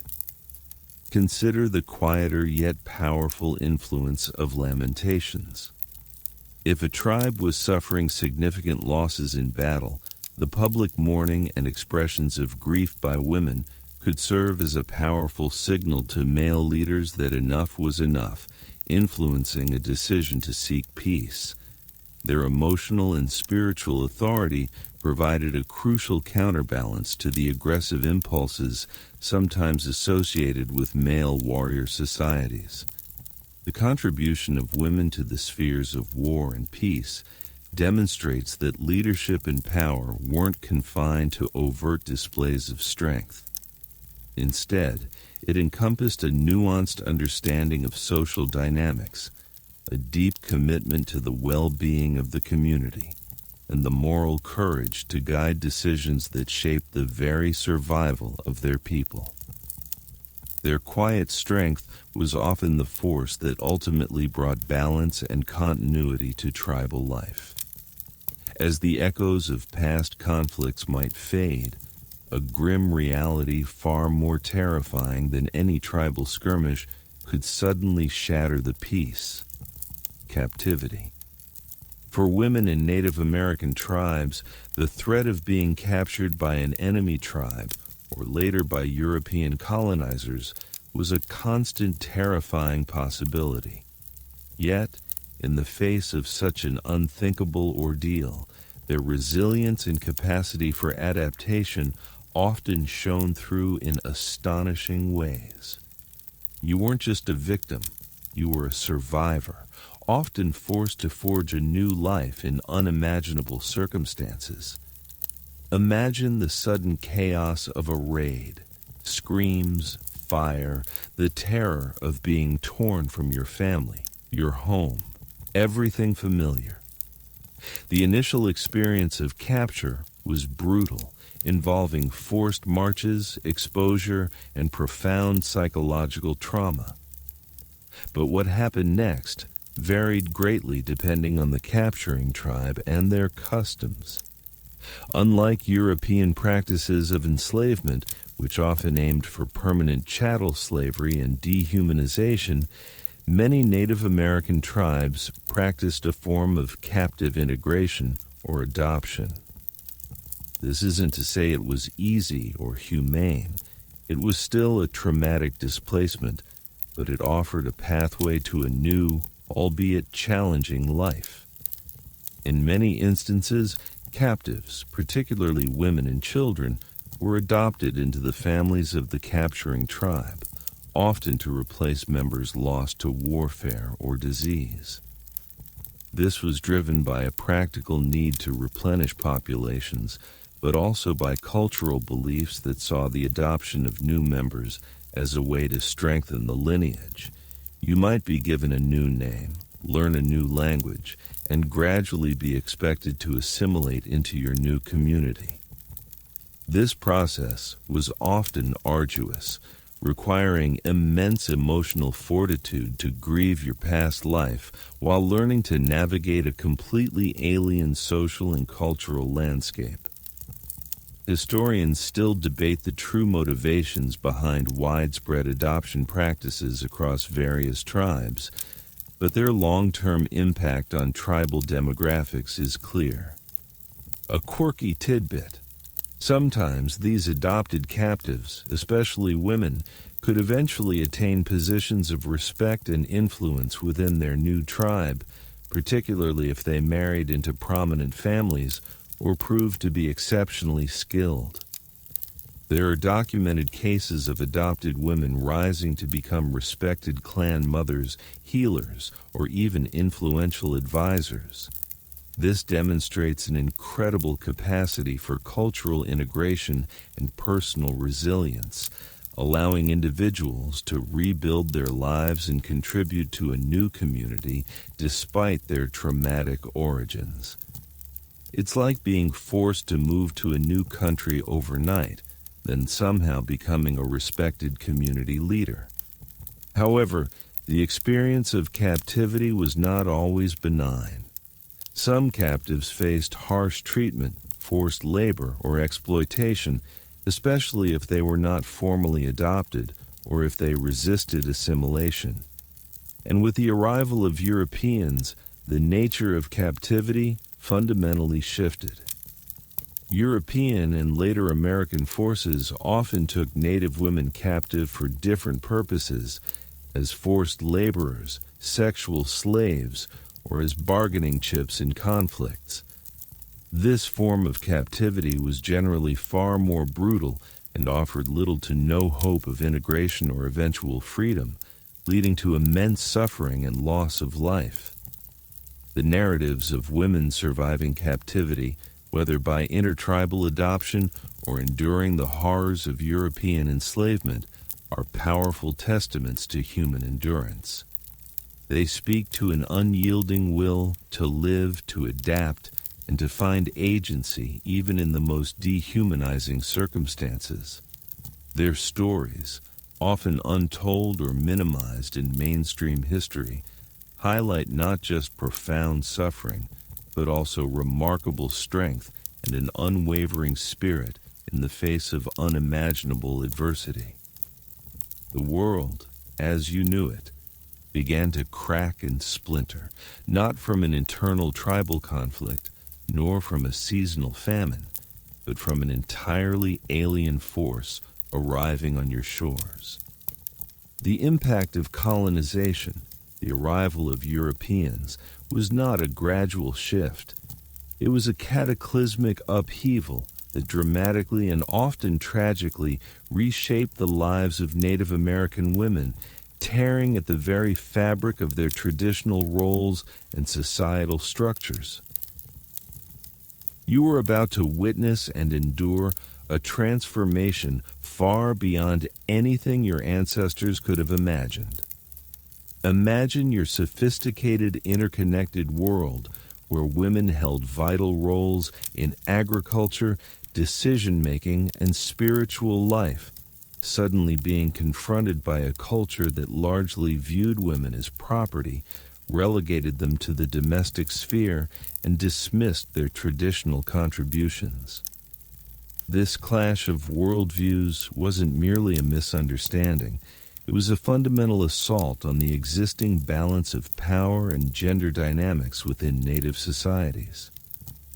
The meticulously woven tapestry of your culture began to unravel, thread by painful thread. One of the most immediate and profound impacts was the introduction of patriarchal norms. European colonizers, steeped in their own male-dominated societies, often refused to acknowledge the authority or influence of Native women. They sought to negotiate only with male chiefs, bypassing the powerful clan mothers or female leaders who traditionally held sway. This systematically undermined women's political power and prestige within their own communities, gradually shifting authority towards men who could interact with the newcomers. It's like rewriting the rules of the game mid-play. Only the stakes are your entire way of life. The economic roles of women also underwent dramatic shifts. As trade with Europeans expanded, hunting for furs and hides to exchange for European goods became increasingly central to tribal economies. This elevated the importance of male hunters while often diminishing the perceived value of women's traditional roles as agriculturalists and gatherers. Suddenly, your vital work feeding the community seemed less valuable in the eyes of the traders than a beaver pelt. This wasn't because your work was less valuable, but because the newcomer's economic system privileged different forms of labor. Historians still debate the extent to which Native men themselves adopted these new hierarchies, but the pressure from European interactions was immense. Furthermore, the introduction of new technologies and goods, while seemingly beneficial, also altered women's traditional crafts. Metal pots replaced pottery, woven cloth supplanted laborious hide preparation, and manufactured tools diminished the need for traditional crafting skills. While some tasks became easier, it also meant a loss of traditional knowledge and the cultural significance embedded in handmade items. It's a bit like getting a robot vacuum cleaner, but then realizing you've forgotten how to hold a broom and part of your identity went with it.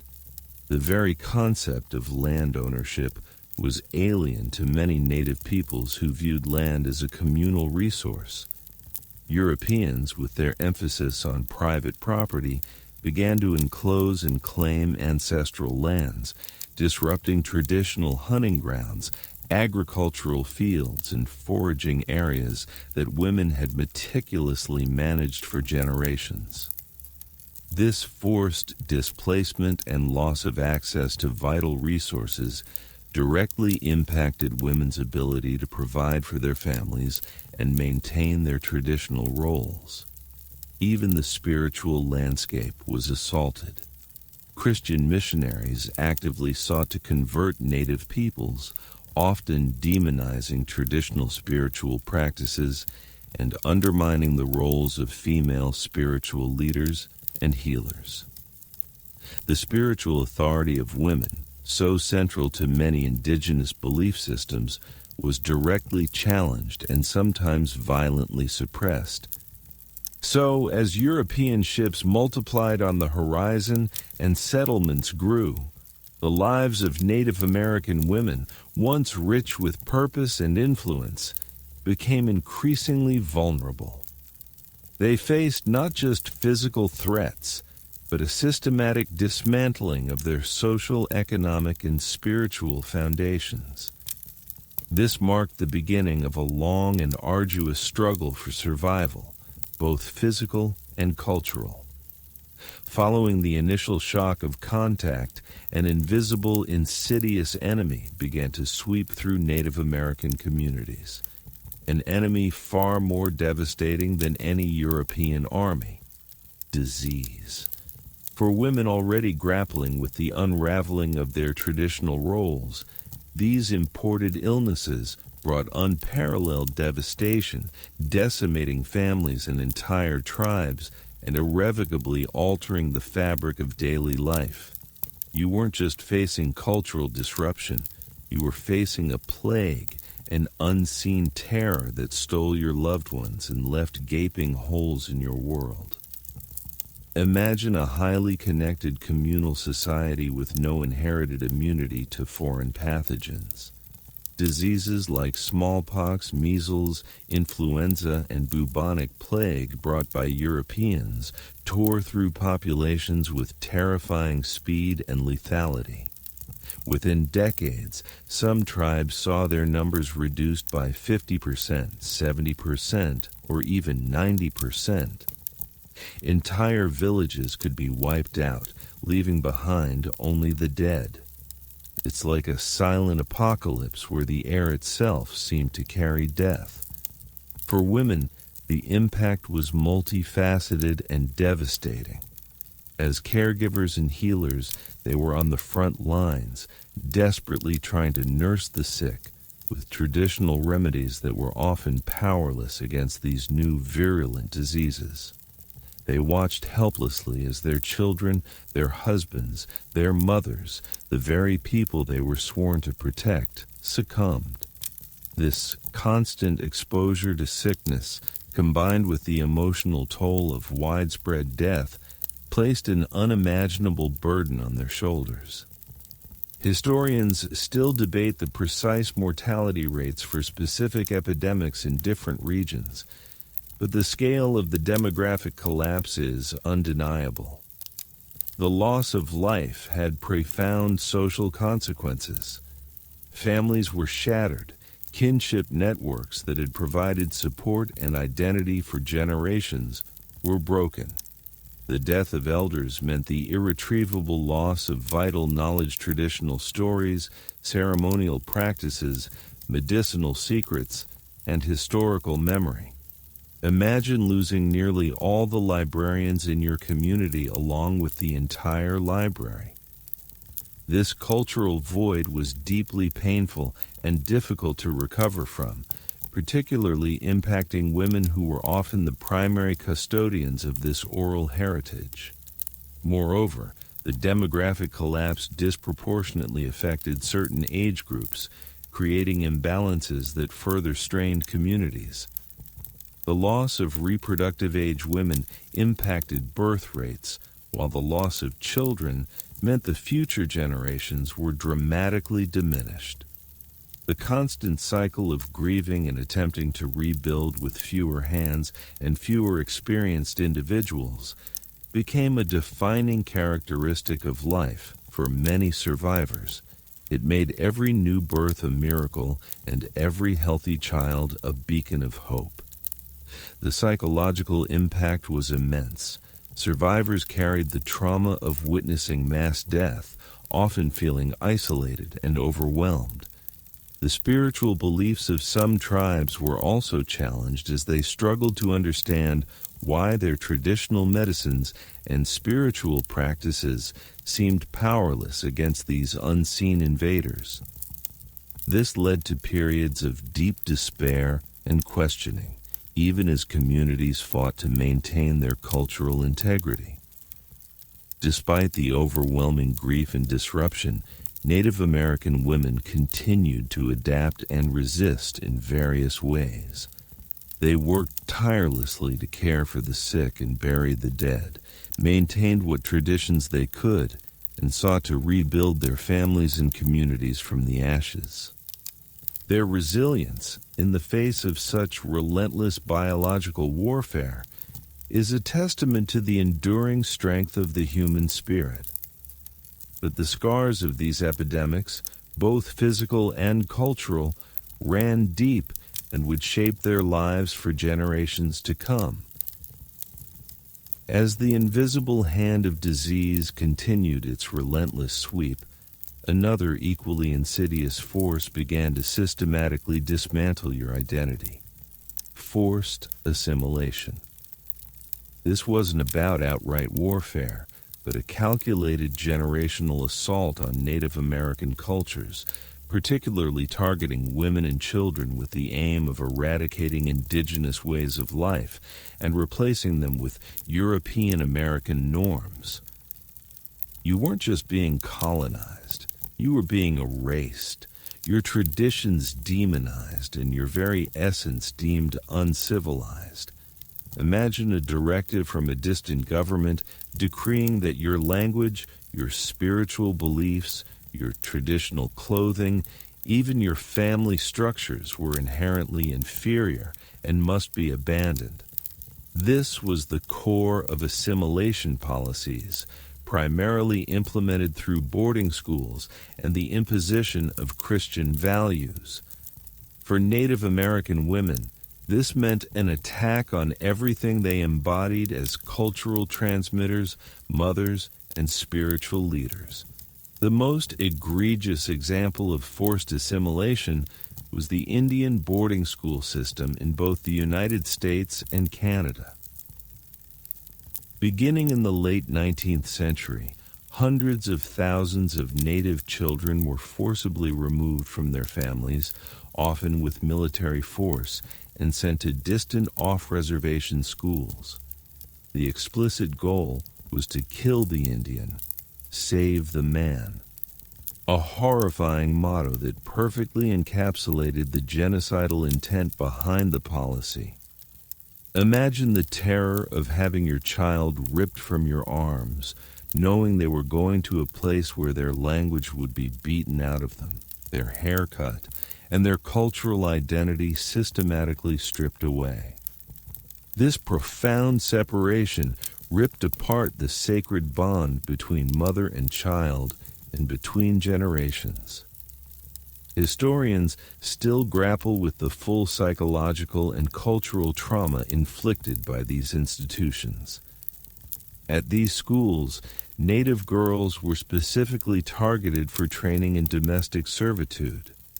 They were taught to be housemaids, laundresses, and cooks' roles, aligned with Victorian-era European ideals of womanhood, but starkly different from their traditional roles as agriculturalists, healers, or clan mothers. Their hands, once skilled in tanning hides or weaving baskets, were now trained for scrubbing floors and ironing clothes. This was not just vocational training. It was an intentional effort to break their connection to their cultural heritage and prepare them for subservient roles in the dominant society. It's like being sent to a finishing school where the only thing being finished is your cultural identity. Furthermore, these schools forbade native languages, punished traditional spiritual practices, and instilled Christian doctrines. Children were often given new English names, further severing ties to their ancestral identities. This had a devastating impact on Native women who were traditionally the primary educators and transmitters of language and culture within the family.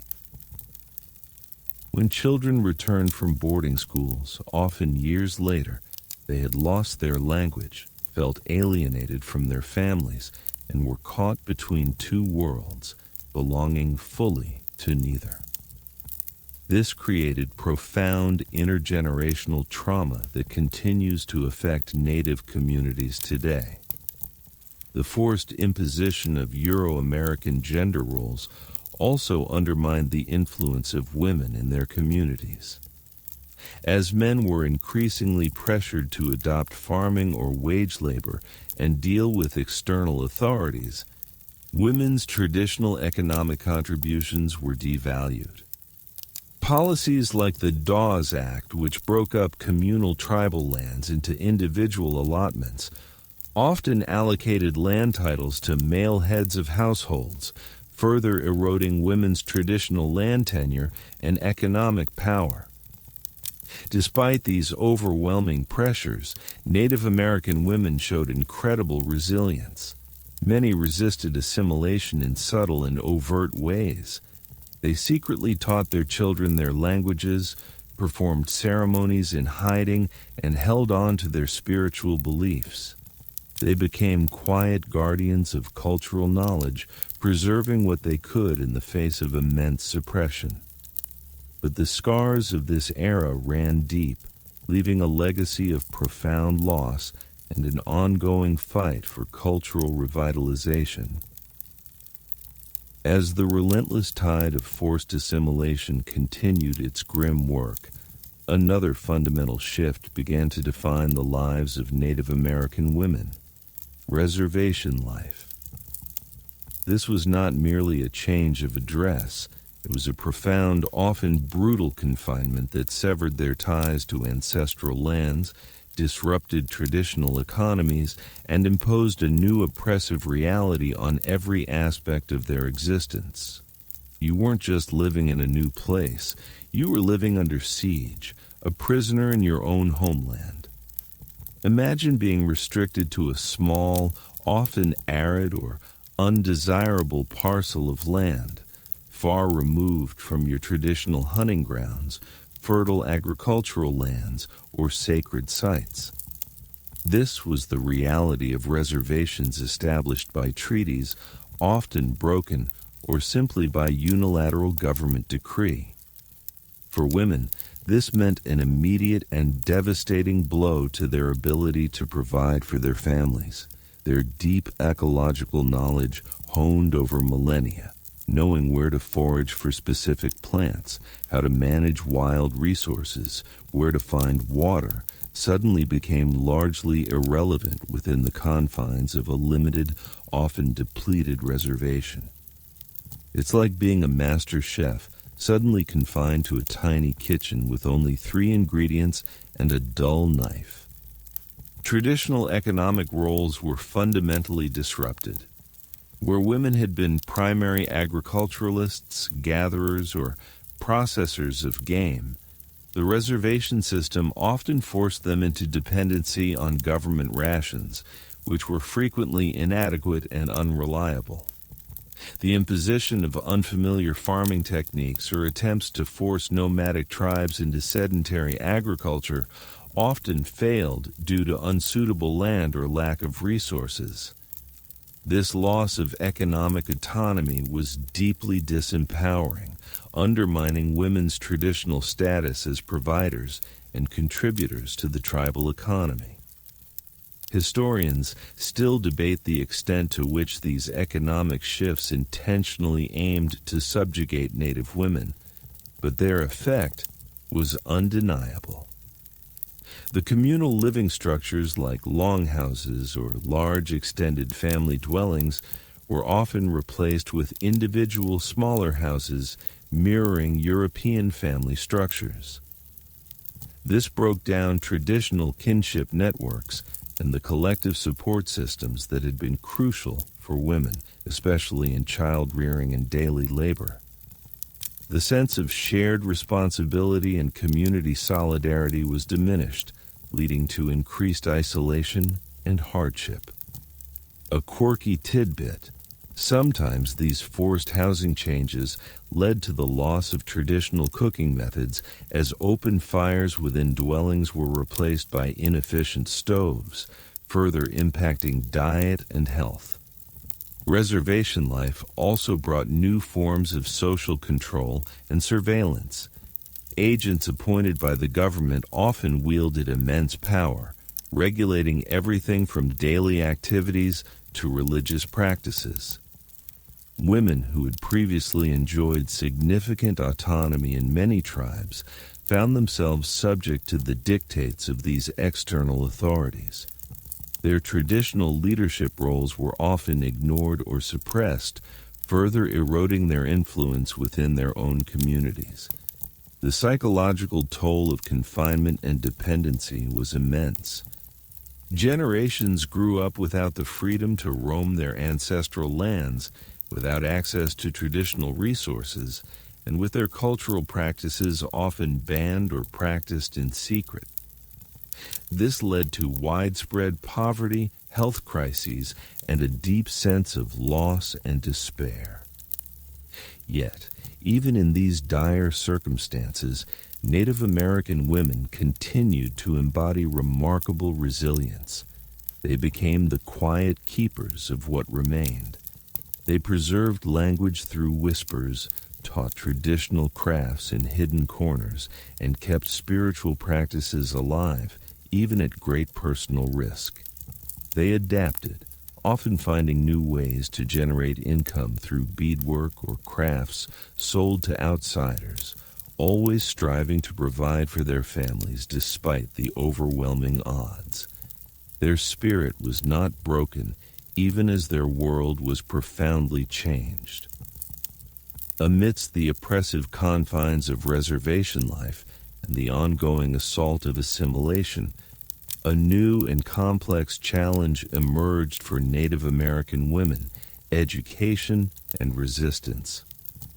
This wasn't the traditional immersive learning of their ancestors, but a Western-imposed system that simultaneously aimed to erase their culture while offering new tools for navigating the encroaching dominant society. You were faced with a paradox.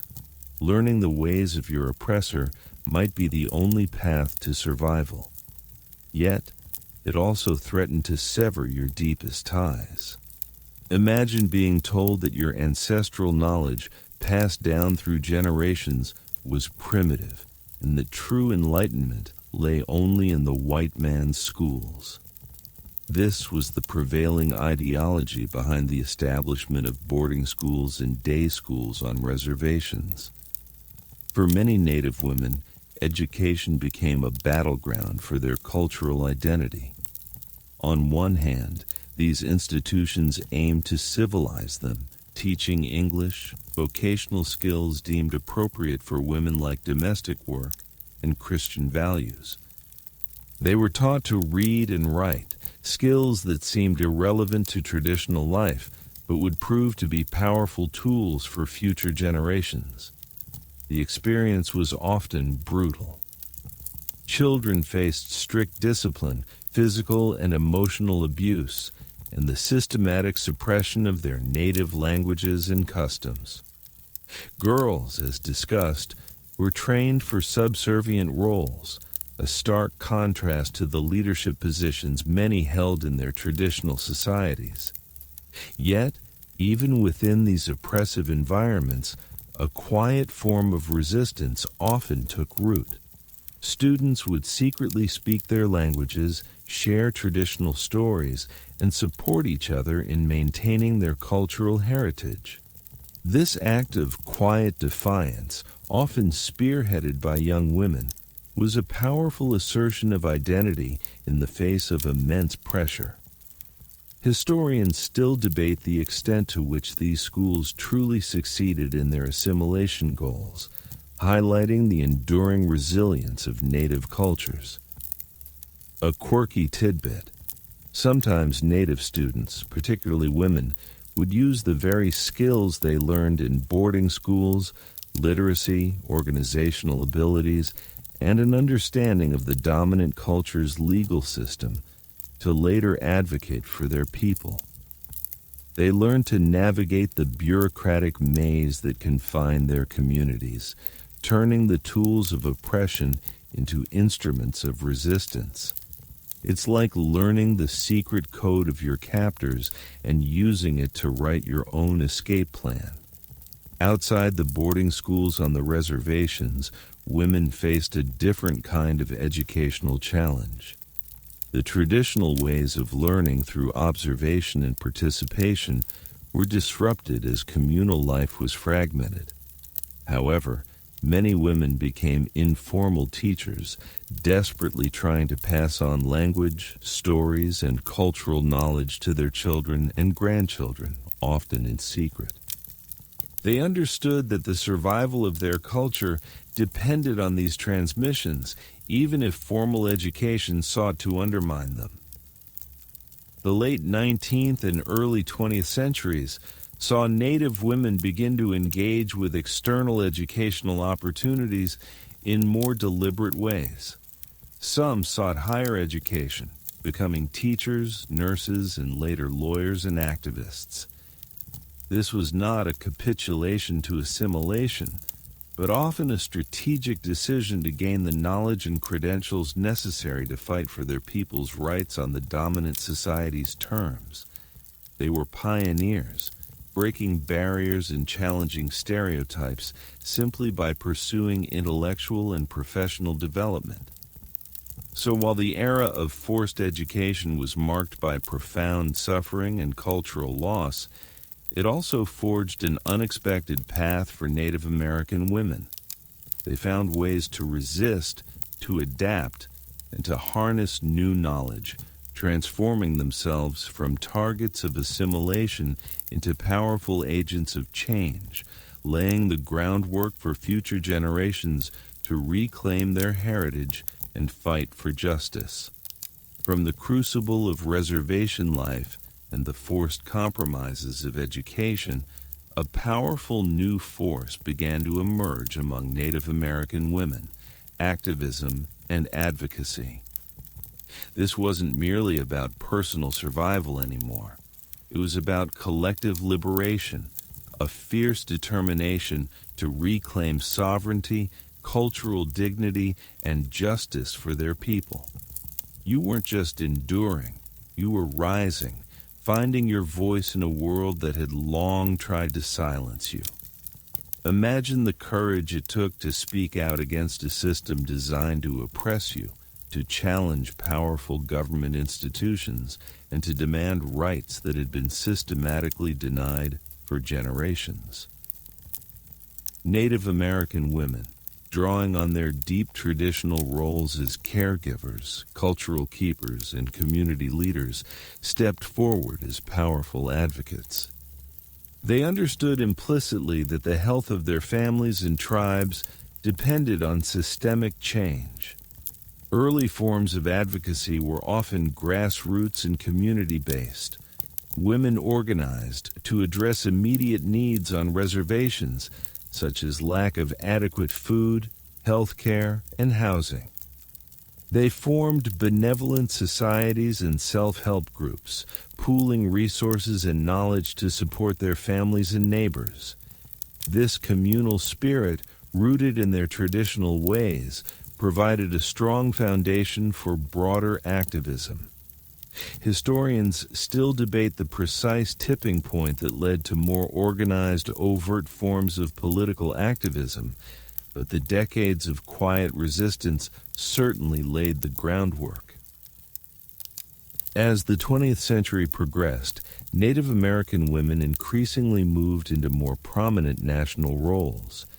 Figures like Zitkala Shah, Gertrude Simmons Bonin, a Yankton, Dakota woman, became a powerful voice for Native rights in the early 1900s. She wrote extensively about the injustices of boarding schools and advocated for greater Native American self-determination, often working alongside other influential women. Her ability to navigate both native and non-native worlds, using her education to fight against the very system that educated her, was a testament to her strategic brilliance. The mid-20th century saw the rise of more organized movements. The American Indian Movement, AIM, often captured headlines with its confrontational tactics. But behind the scenes, and sometimes on the front lines, Native women were integral. They participated in crucial events like the occupation of Alcatraz in 1969 and Wounded Knee in 1973, bringing their spiritual strength, organizational skills, and unwavering commitment to the fight. They were instrumental in establishing new organizations and guiding strategic decisions, often providing the emotional and logistical backbone for these movements. A quirky tidbit. During the occupation of Alcatraz, it was often the Native women who organized the collection and distribution of food, managed child care, and ensured the daily survival of the occupiers, demonstrating their continued role as providers even in protest. Beyond direct protest, Native women became powerful advocates for specific issues.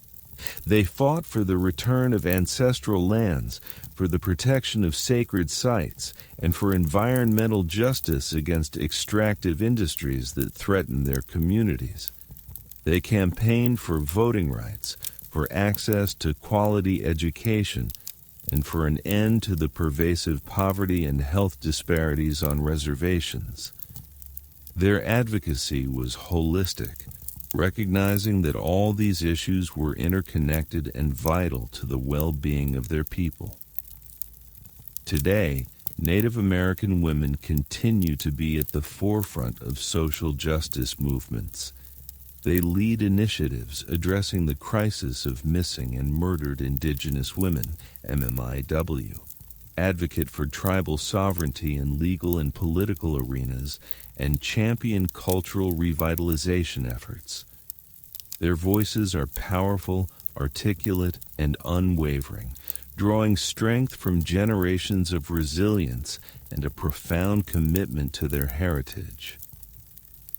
So, from silent endurance, Native American women emerged as a formidable force for change. They transformed their personal struggles into a collective movement, proving that true advocacy arises from a deep connection to community and an unshakable belief in justice. Their activism continues to shape the fight for Native rights and cultural recognition. Even as the fight for recognition and rights intensified, another crucial battle was being waged by Native American women, the vital struggle for cultural preservation. This wasn't merely about holding on to relics of the past. It was about safeguarding the very soul of their people, ensuring that languages, ceremonies, stories, and traditional knowledge survived generations of deliberate suppression.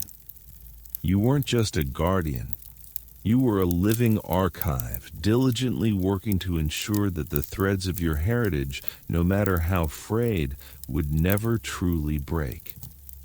Imagine seeing your language, the very vehicle of your unique worldview, slowly erode under the weight of forced English-only policies, or witnessing sacred ceremonies practiced for millennia being outlawed or demonized. This was the reality. And for Native women who traditionally held central roles in transmitting culture, The burden and honor of preservation fell heavily on their shoulders. They understood that a culture without its language, without its ceremonies, without its stories, was a culture in peril. One of the most profound acts of cultural preservation was the tenacious effort to keep languages alive.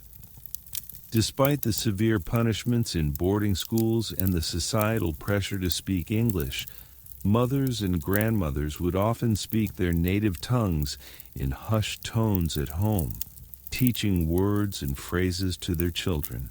Even if only in secret, they passed down lullabies, traditional blessings, and conversational patterns, ensuring that the rhythm and spirit of their language endured. It's a quiet act of rebellion, isn't it? A whisper against the roar of assimilation. Historians still debate the optimal strategies for language revitalization, but the dedication of these women is a consistent theme. Beyond language, women were instrumental in preserving traditional ceremonies and spiritual practices. When public ceremonies were banned, they found ways to practice them in hidden places, passing down the intricate details of rituals, songs, and dances from memory. They adapted, sometimes subtly altering practices to avoid detection, but always maintaining the core essence of their spiritual beliefs. They understood that these ceremonies were not just rituals. They were the lifeline connecting them to their ancestors, their lands, and the spiritual world. A quirky tidbit. In some instances, seemingly innocuous craft activities like specific weaving patterns or beadwork designs secretly encoded spiritual narratives or tribal histories, allowing cultural knowledge to persist right under the nose of colonial authorities. Women also tirelessly preserved and transmitted traditional knowledge, from medicinal plant uses to sustainable ecological practices, from intricate craft techniques to complex storytelling traditions.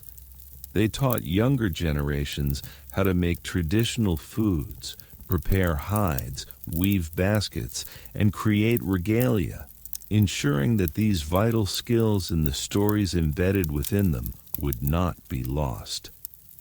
This hands-on intergenerational teaching was critical, acting as a living library of cultural expertise. The act of storytelling itself became a powerful tool of preservation. Grandmothers would gather children around firesides or simply during daily chores and recount the ancient myths, historical narratives, and moral lessons of their people. These stories carried the weight of history, the wisdom of the elders, and the humor of their communities, ensuring that the collective memory of the tribe remained vibrant. It's like having an entire epic poem recited to you lovingly by heart every single night. Even in contemporary times, Native American women are at the forefront of cultural revitalization movements. They lead language immersion programs, establish cultural centers, organize traditional arts workshops, and work to reclaim sacred sites. They are publishing books, creating documentaries, and using modern technology to share their traditions with a wider audience, ensuring that their vibrant cultures not only survive but thrive. So, through generations of hardship, Native American women stood as unwavering sentinels of their heritage. Their quiet persistence, their profound knowledge, and their tireless efforts ensured that the flame of their culture, though flickering at times, never truly went out. Their legacy is one of enduring spirit and a profound commitment to keeping their identity alive. As Native American women fought tirelessly to preserve their culture, they also faced the harsh realities of a dramatically shifting economic landscape. The traditional subsistence economies based on hunting, gathering, and agriculture were irrevocably altered by colonization, forcing women to adapt to new, often challenging forms of labor and economic contribution. You weren't just nurturing traditions, you were navigating a new world where money, not just resources, dictated survival. Imagine your customary work cultivating fields, processing game, crafting intricate goods, suddenly devalued or rendered impossible by confinement to reservations and the imposition of a cash economy. The introduction of wage labor fundamentally reshaped daily life. For many Native American women, this meant seeking work outside their traditional roles, often in highly exploitative conditions, simply to feed their families. It was a stark contrast to their previous economic autonomy. Historians still debate the precise long-term economic effects of these shifts on women's status within their communities, but the immediate hardship was immense. One common avenue for economic survival was domestic work. Native women often found employment as housekeepers, laundresses, and nannies in non-native towns and cities surrounding reservations. This work was arduous, poorly paid, and often involved long hours and significant travel away from their families. It represented a stark departure from their communal, self-directed labor, placing them in subservient positions within the homes of their colonizers. A quirky tidbit. Some women would strategically use these opportunities to gather information about the dominant society, learning its ways and sometimes subtly influencing decisions through their proximity to powerful families. Another significant economic adaptation was the production of crafts for sale. Women who had once created beautiful pottery, baskets, beadwork, and textiles for internal tribal use or ceremonial purposes began to produce these items for a tourist market. While this provided much-needed income and allowed for the continuation of traditional skills, it also commodified their art and sometimes led to pressure to adapt designs for non-native tastes. This was a complex negotiation, leveraging their cultural heritage for economic survival, even as that heritage was being suppressed.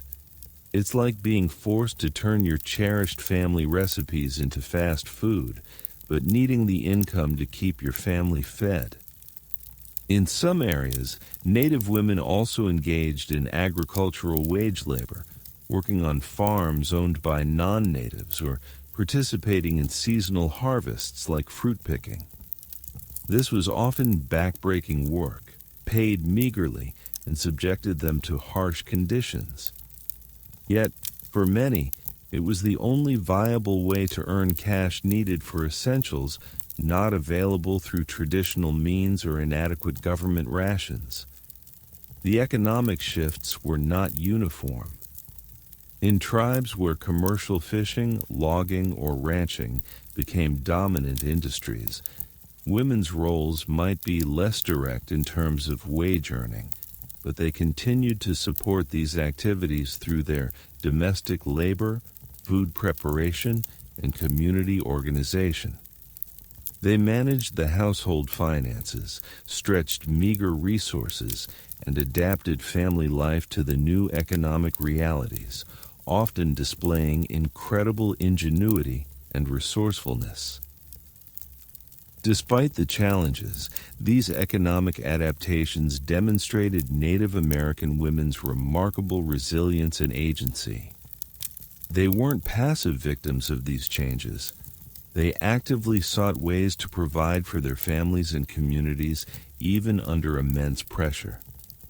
Their ability to navigate and find opportunities within a radically transformed economic landscape is a testament to their enduring strength and adaptability. Amidst the sweeping economic and social transformations, Another profound shift was occurring, deeply impacting the very essence of identity within Native American communities: the evolution of gender roles. The clear complementary divisions of labor and influence that had defined pre-colonial life began to blur, fracture, and sometimes regrettably reinforce patriarchal norms introduced by the dominant society. You weren't just adapting your work. You were navigating a renegotiation of who you were and where you stood in a world that was constantly shifting underfoot. Imagine a societal structure where gender roles were distinct but equally valued, where women's contributions in agriculture and domestic life were seen as just as vital as men's in hunting and warfare. This was the traditional balance in many Native American tribes.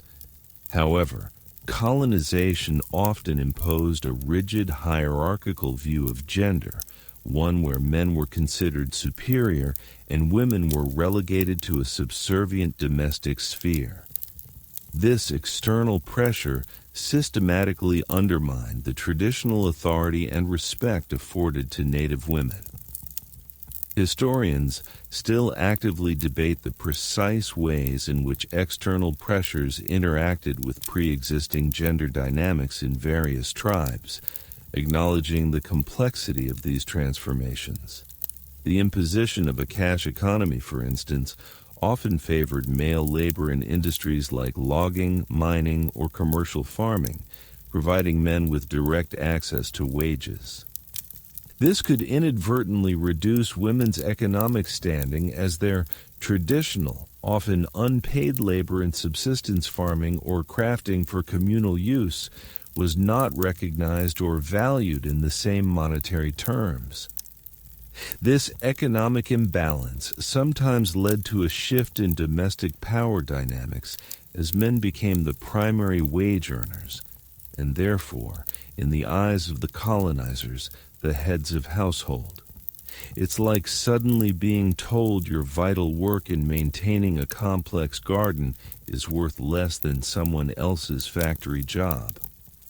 However, Native women often found ways to adapt and resist these imposed gender norms.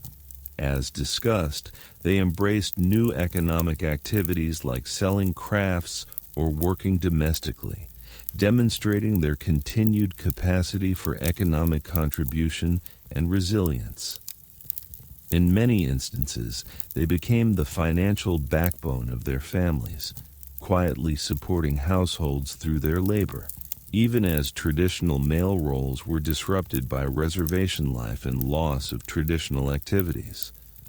A quirky tidbit: some women became adept at navigating the bureaucratic systems of the Indian agencies, often acting as intermediaries between their communities and external authorities, effectively exercising a form of political influence through their administrative skills.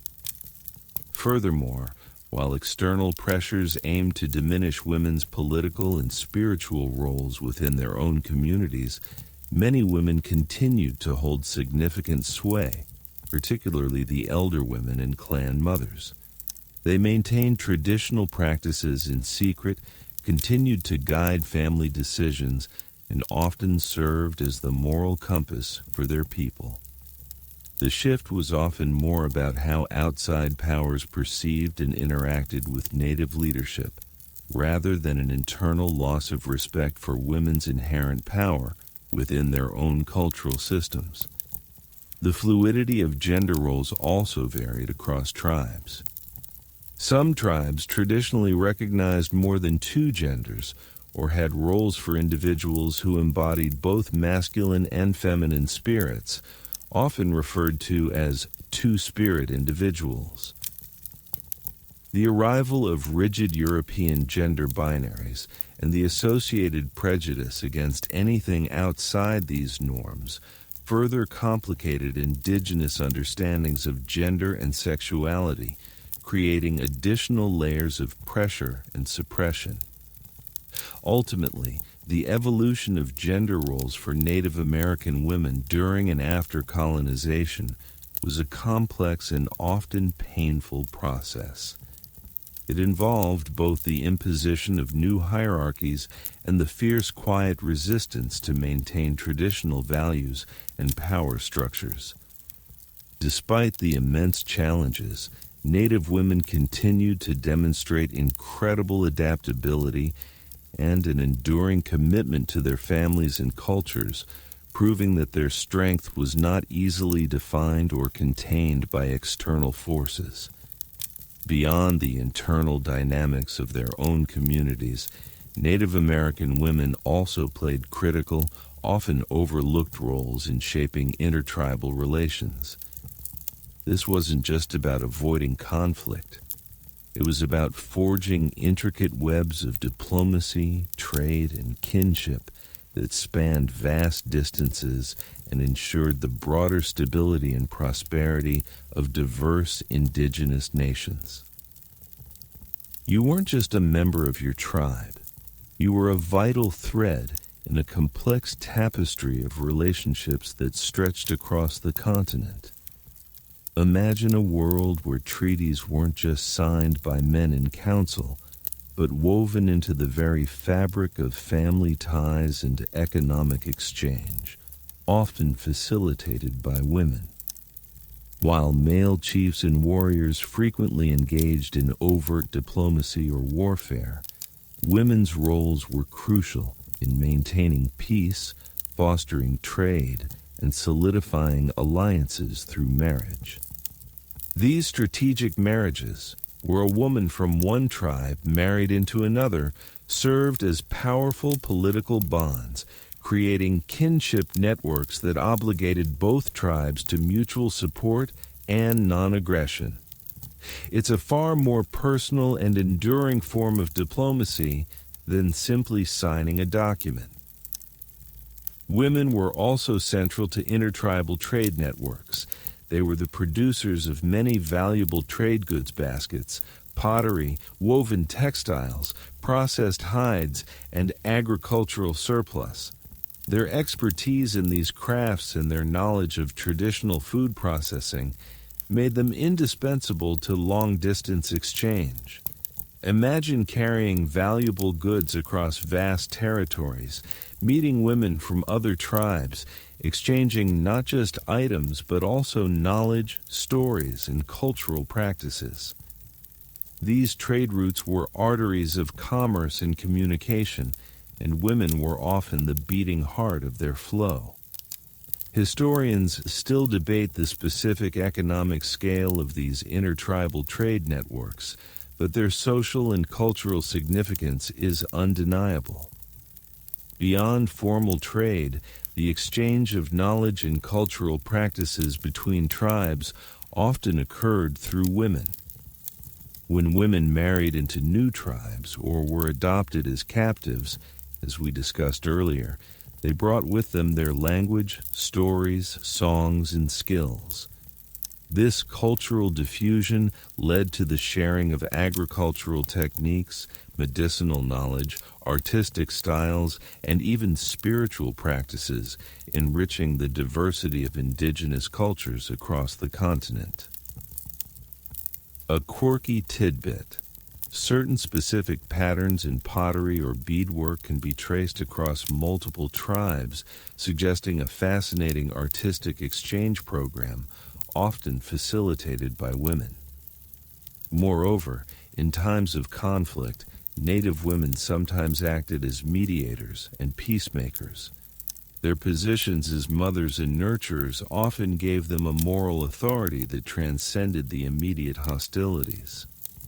They might intervene to stop a raid, advocate for the adoption of captives instead of their execution, or initiate calls for truce. Their laments for the fallen could also serve as powerful catalysts for peace, signaling to male leaders that the cost of continued warfare was too high. The very concept of kinship, so central to Native American societies, often extended beyond individual tribes to create broader alliances. Women, as the anchors of family and clan structures, were instrumental in forging and maintaining these wider kinship bonds. Their influence ensured that relationships between different nations were often viewed not just as political arrangements, but as extensions of family, bound by mutual respect and obligation. So while history often spotlights male leaders and warriors in the narrative of intertribal relations, it was often the Native American women who quietly yet powerfully wove the intricate threads of diplomacy, trade, and kinship that sustained peace and cooperation between diverse nations. Their enduring contributions ensured that the tapestry of indigenous North America remained vibrant and interconnected. As the sun dips lower, casting long shadows across the land, another profound connection emerges that deeply defined the lives of Native American women. Their intrinsic bond to sacred spaces and the very earth beneath their feet. This wasn't merely a place of residence or a source of resources. The land was a living entity, a spiritual mother, and the physical embodiment of their identity, history, and ancestral memory. You weren't just walking on ground, you were walking on history, on spirit, on the very essence of who you were. Imagine a world where every mountain, every river, every grove of trees held stories, where specific springs were places of healing, and certain rock formations were imbued with spiritual power. For Native American women, this connection to the land was particularly deep. As the primary gatherers, agriculturalists, and caretakers of resources, they had an intimate, hands-on relationship with the environment. They knew its cycles, its moods, its secrets, understanding that its health was directly tied to the health and well-being of their people. This wasn't merely stewardship, it was kinship. Historians still widely acknowledge the profound spiritual connection Native peoples had to their lands, a concept often alien to European colonizers. Sacred sites, whether natural formations or places where significant events occurred, often held particular importance for women. These could be places for vision quests, for women's ceremonies related to fertility and childbirth, or for gathering specific medicinal plants that grew only in certain hallowed grounds. The act of walking on these lands was a form of prayer, a continuous acknowledgement of their ancestors and the spiritual forces that permeated the landscape. It's like your entire world is one giant ancient cathedral, and every step is a pilgrimage. The loss of ancestral lands due to colonization and forced removal to reservations was therefore not just a physical displacement. It was a profound spiritual trauma.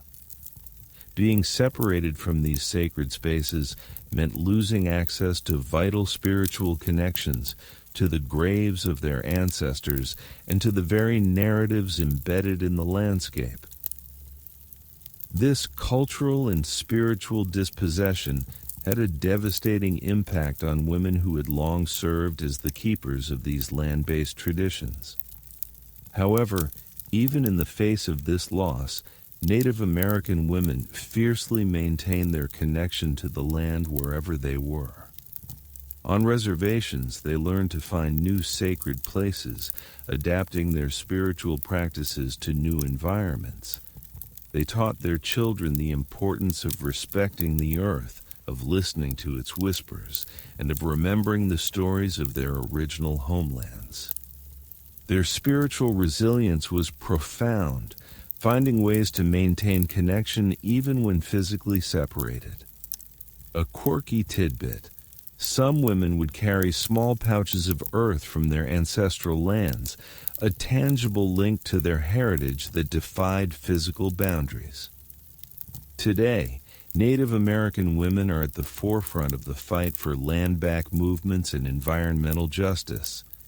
They are leading efforts to protect sacred sites from desecration, to stop extractive industries from polluting their ancestral territories, and to reclaim management of natural resources.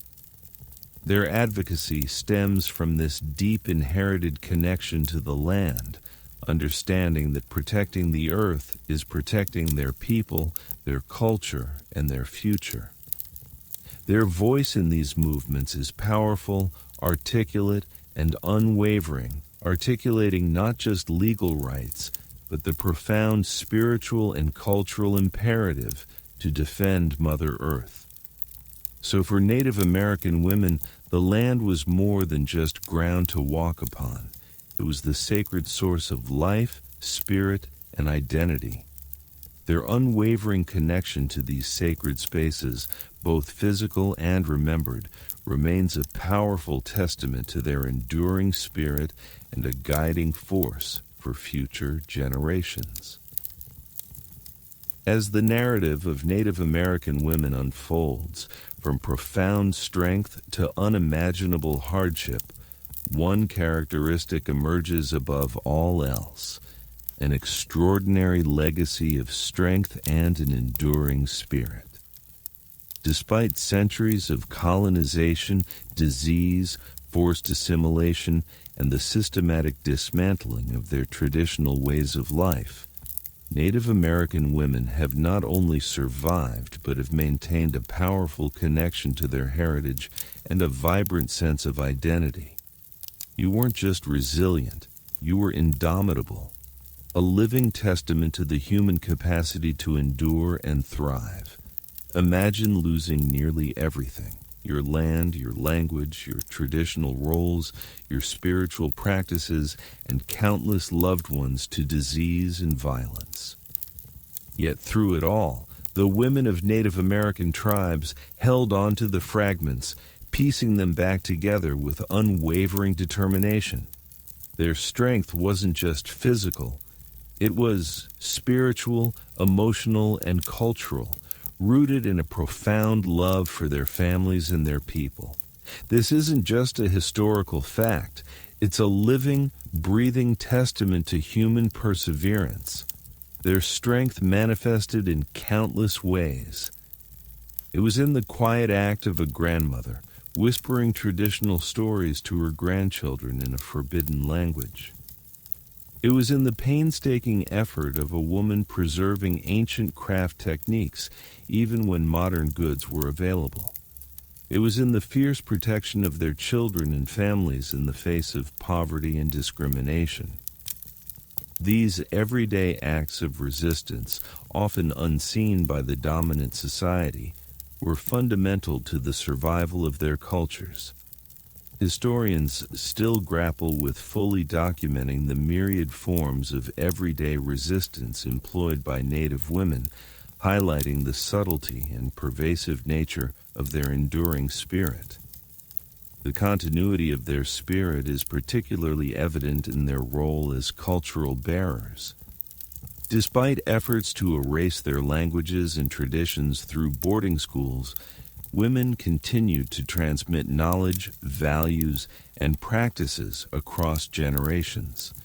They were the primary educators within the family, ensuring that the unique worldview, history, and spiritual beliefs of their people were not forgotten. This intergenerational transfer of knowledge, often done informally and outside official institutions, became the bedrock of cultural survival. It's like being the last living copy of an invaluable library, committed to reprinting every book by hand. Their spiritual resilience also played a crucial role. Even when traditional ceremonies were outlawed or driven underground, women maintained their connection to the sacred. They adapted practices, found new ways to honor the earth and the ancestors, and held on to the core beliefs that gave meaning to their lives.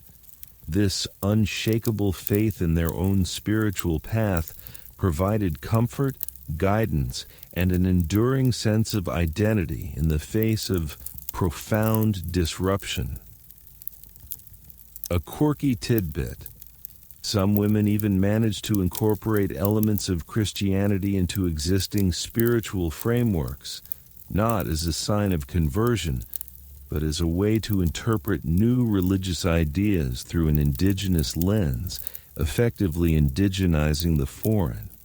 Today, this legacy of strength is visible in the revitalization movements sweeping Native communities. Native American women are leading the charge in language immersion schools, cultural heritage centers, and efforts to reclaim ancestral lands and sacred sites. They are powerful voices in activism, advocating for environmental justice, addressing the crisis of missing and murdered Indigenous women, MMIW, and fighting for tribal sovereignty. Their leadership is a direct continuation of the strength and wisdom passed down through generations. So, as you reflect on the journey of Native American women through history, you witness not just a story of survival, but a powerful narrative of enduring spirit. Their ability to adapt, to resist, to preserve, and to lead stands as an extraordinary testament to their resilience and a beacon of hope for all who strive to maintain their identity and dignity in the face of adversity. Their legacy is a vibrant living force, continuously shaping the present and inspiring the future. Even with the powerful legacy of strength guiding them, Native American women in the modern era continue to confront modern challenges that are deeply rooted in the historical injustices of colonization. This isn't a bygone struggle. It's an ongoing fight against systemic inequalities, cultural appropriation, and disproportionate rates of violence and poverty. You're not just reading history. You're looking at a continued struggle for justice that persists to this very day. Imagine living in a country where your people's history is largely overlooked or misrepresented, where stereotypes persist, and where access to basic resources like health care and education is often tragically inadequate. For Native American women, these are daily realities. The long-term effects of forced removal, broken treaties, cultural suppression, and economic exploitation have created a cascade of socioeconomic disparities that disproportionately impact their communities. This isn't merely disadvantage. It's the systemic fallout of centuries of oppression. One of the most pressing and devastating challenges is the crisis of missing and murdered Indigenous women. This is not a historical issue. It is a contemporary epidemic. Native women and girls are murdered at a rate 10 times higher than the national average, and often their cases go uninvestigated or unpublicized. The reasons are complex, stemming from jurisdictional gaps on reservations, systemic racism within law enforcement, and a general societal indifference to the lives of Indigenous people. Imagine the constant fear, the gnawing anxiety of knowing your sisters, daughters, and friends are disappearing and that justice is elusive. This is a profound betrayal of human rights. Historians and activists now widely acknowledge the historical roots of this violence in the dehumanization of Indigenous women during colonization. Poverty remains a pervasive issue. Many reservations lack economic opportunities, leading to high unemployment rates and dependence on often insufficient federal funding. This directly impacts Native women who often bear the primary responsibility for providing for their families. The lack of infrastructure from clean water to reliable internet access, further exacerbates these economic hardships, creating barriers to education and self-sufficiency. It's like being forced to run a marathon, but with ankle weights and no water breaks. Access to quality health care is another significant hurdle. Native communities often suffer from higher rates of chronic diseases, lower life expectancies, and inadequate access to medical facilities and trained personnel, particularly for women's health issues. The historical trauma of forced sterilization and medical experimentation also contributes to a deep-seated mistrust of the mainstream healthcare system. A quirky tidbit: despite these challenges, many Native communities are actively working to integrate traditional healing practices with modern medicine, seeking holistic solutions that honor their heritage. Furthermore, Native American women continue to battle against cultural appropriation and misrepresentation. Their spiritual practices are often commodified, their images stereotyped in media, and their voices marginalized in national conversations. This constant fight for accurate representation is exhausting yet vital for reclaiming their narratives and asserting their cultural integrity. Despite these immense and ongoing challenges, Native American women continue to fight. They are leading movements, advocating for policy changes, creating support networks, and rebuilding their communities with fierce determination. Their struggle is a testament to an unyielding spirit that refuses to be silenced or erased. From the crucible of ongoing challenges, a vibrant and powerful movement is gaining momentum among Native American women: revitalization and the future. This isn't just about enduring, it's about reclaiming, rebuilding, and reimagining, actively shaping a future where their cultures thrive, their voices are heard, and their inherent sovereignty is recognized. You're not just observing a historical legacy. You're witnessing a dynamic living force determined to weave a stronger, more vibrant tapestry for generations to come.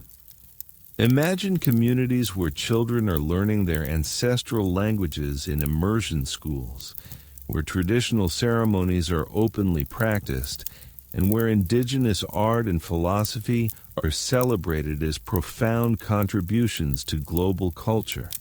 This is the vision driving countless Native American women today as they lead efforts to regenerate cultural practices that were suppressed for centuries. This isn't just nostalgia. It's an act of profound self-determination and healing, directly addressing the wounds of forced assimilation. Historians and cultural scholars are now extensively documenting these revitalization efforts, recognizing their critical importance. One of the most inspiring aspects is the language revitalization movement. Women, often elders who secretly retain their native tongues, are now at the forefront of teaching these languages to younger generations. They lead classes, develop teaching materials, and create immersive environments where children can grow up fluent in their heritage languages. This work is foundational, as language is seen as the heartbeat of a culture, carrying worldview, humor, and unique ways of understanding the world. It's like discovering forgotten musical scores and bringing them back to life, note by precious note. Beyond language, Native American women are spearheading efforts to reclaim traditional ecological knowledge. They are working to restore ancestral food systems, revive sustainable farming practices, and reintroduce traditional land management techniques that promote biodiversity and ecological health. This involves not just agricultural practices, but also sacred relationships with plants and animals, recognizing them as relatives and teachers. This holistic approach to environmental stewardship directly challenges mainstream industrial models, offering profound lessons for planetary health. A quirky tidbit: Some women are leading projects to reintroduce traditional seed varieties that were almost lost, ensuring food sovereignty and cultural continuity. In the arts, Native American women are innovating while honoring tradition. They are creating contemporary art that draws from ancient forms, using traditional techniques to express modern experiences and sharing their work on national and international stages. This artistic renaissance is a powerful form of cultural self-expression and economic empowerment, challenging stereotypes and showcasing the enduring creativity of indigenous peoples. You'll find their designs in fashion, their stories on screen, and their voices in literature, asserting their presence in every sphere. Furthermore, Native American women are leading the charge in policy and governance. They are running for political office at tribal, state, and national levels, bringing indigenous perspectives to legislative bodies. They are lawyers, activists, and organizers advocating for tribal sovereignty, water rights, land protection, and social justice. Their leadership in organizations and community initiatives is transforming systems from within and challenging injustices from without. It's a powerful testament to their ability to adapt and lead in new contexts while rooted in ancient wisdom. The future for Native American women is not about passively waiting for change. It's about actively building it.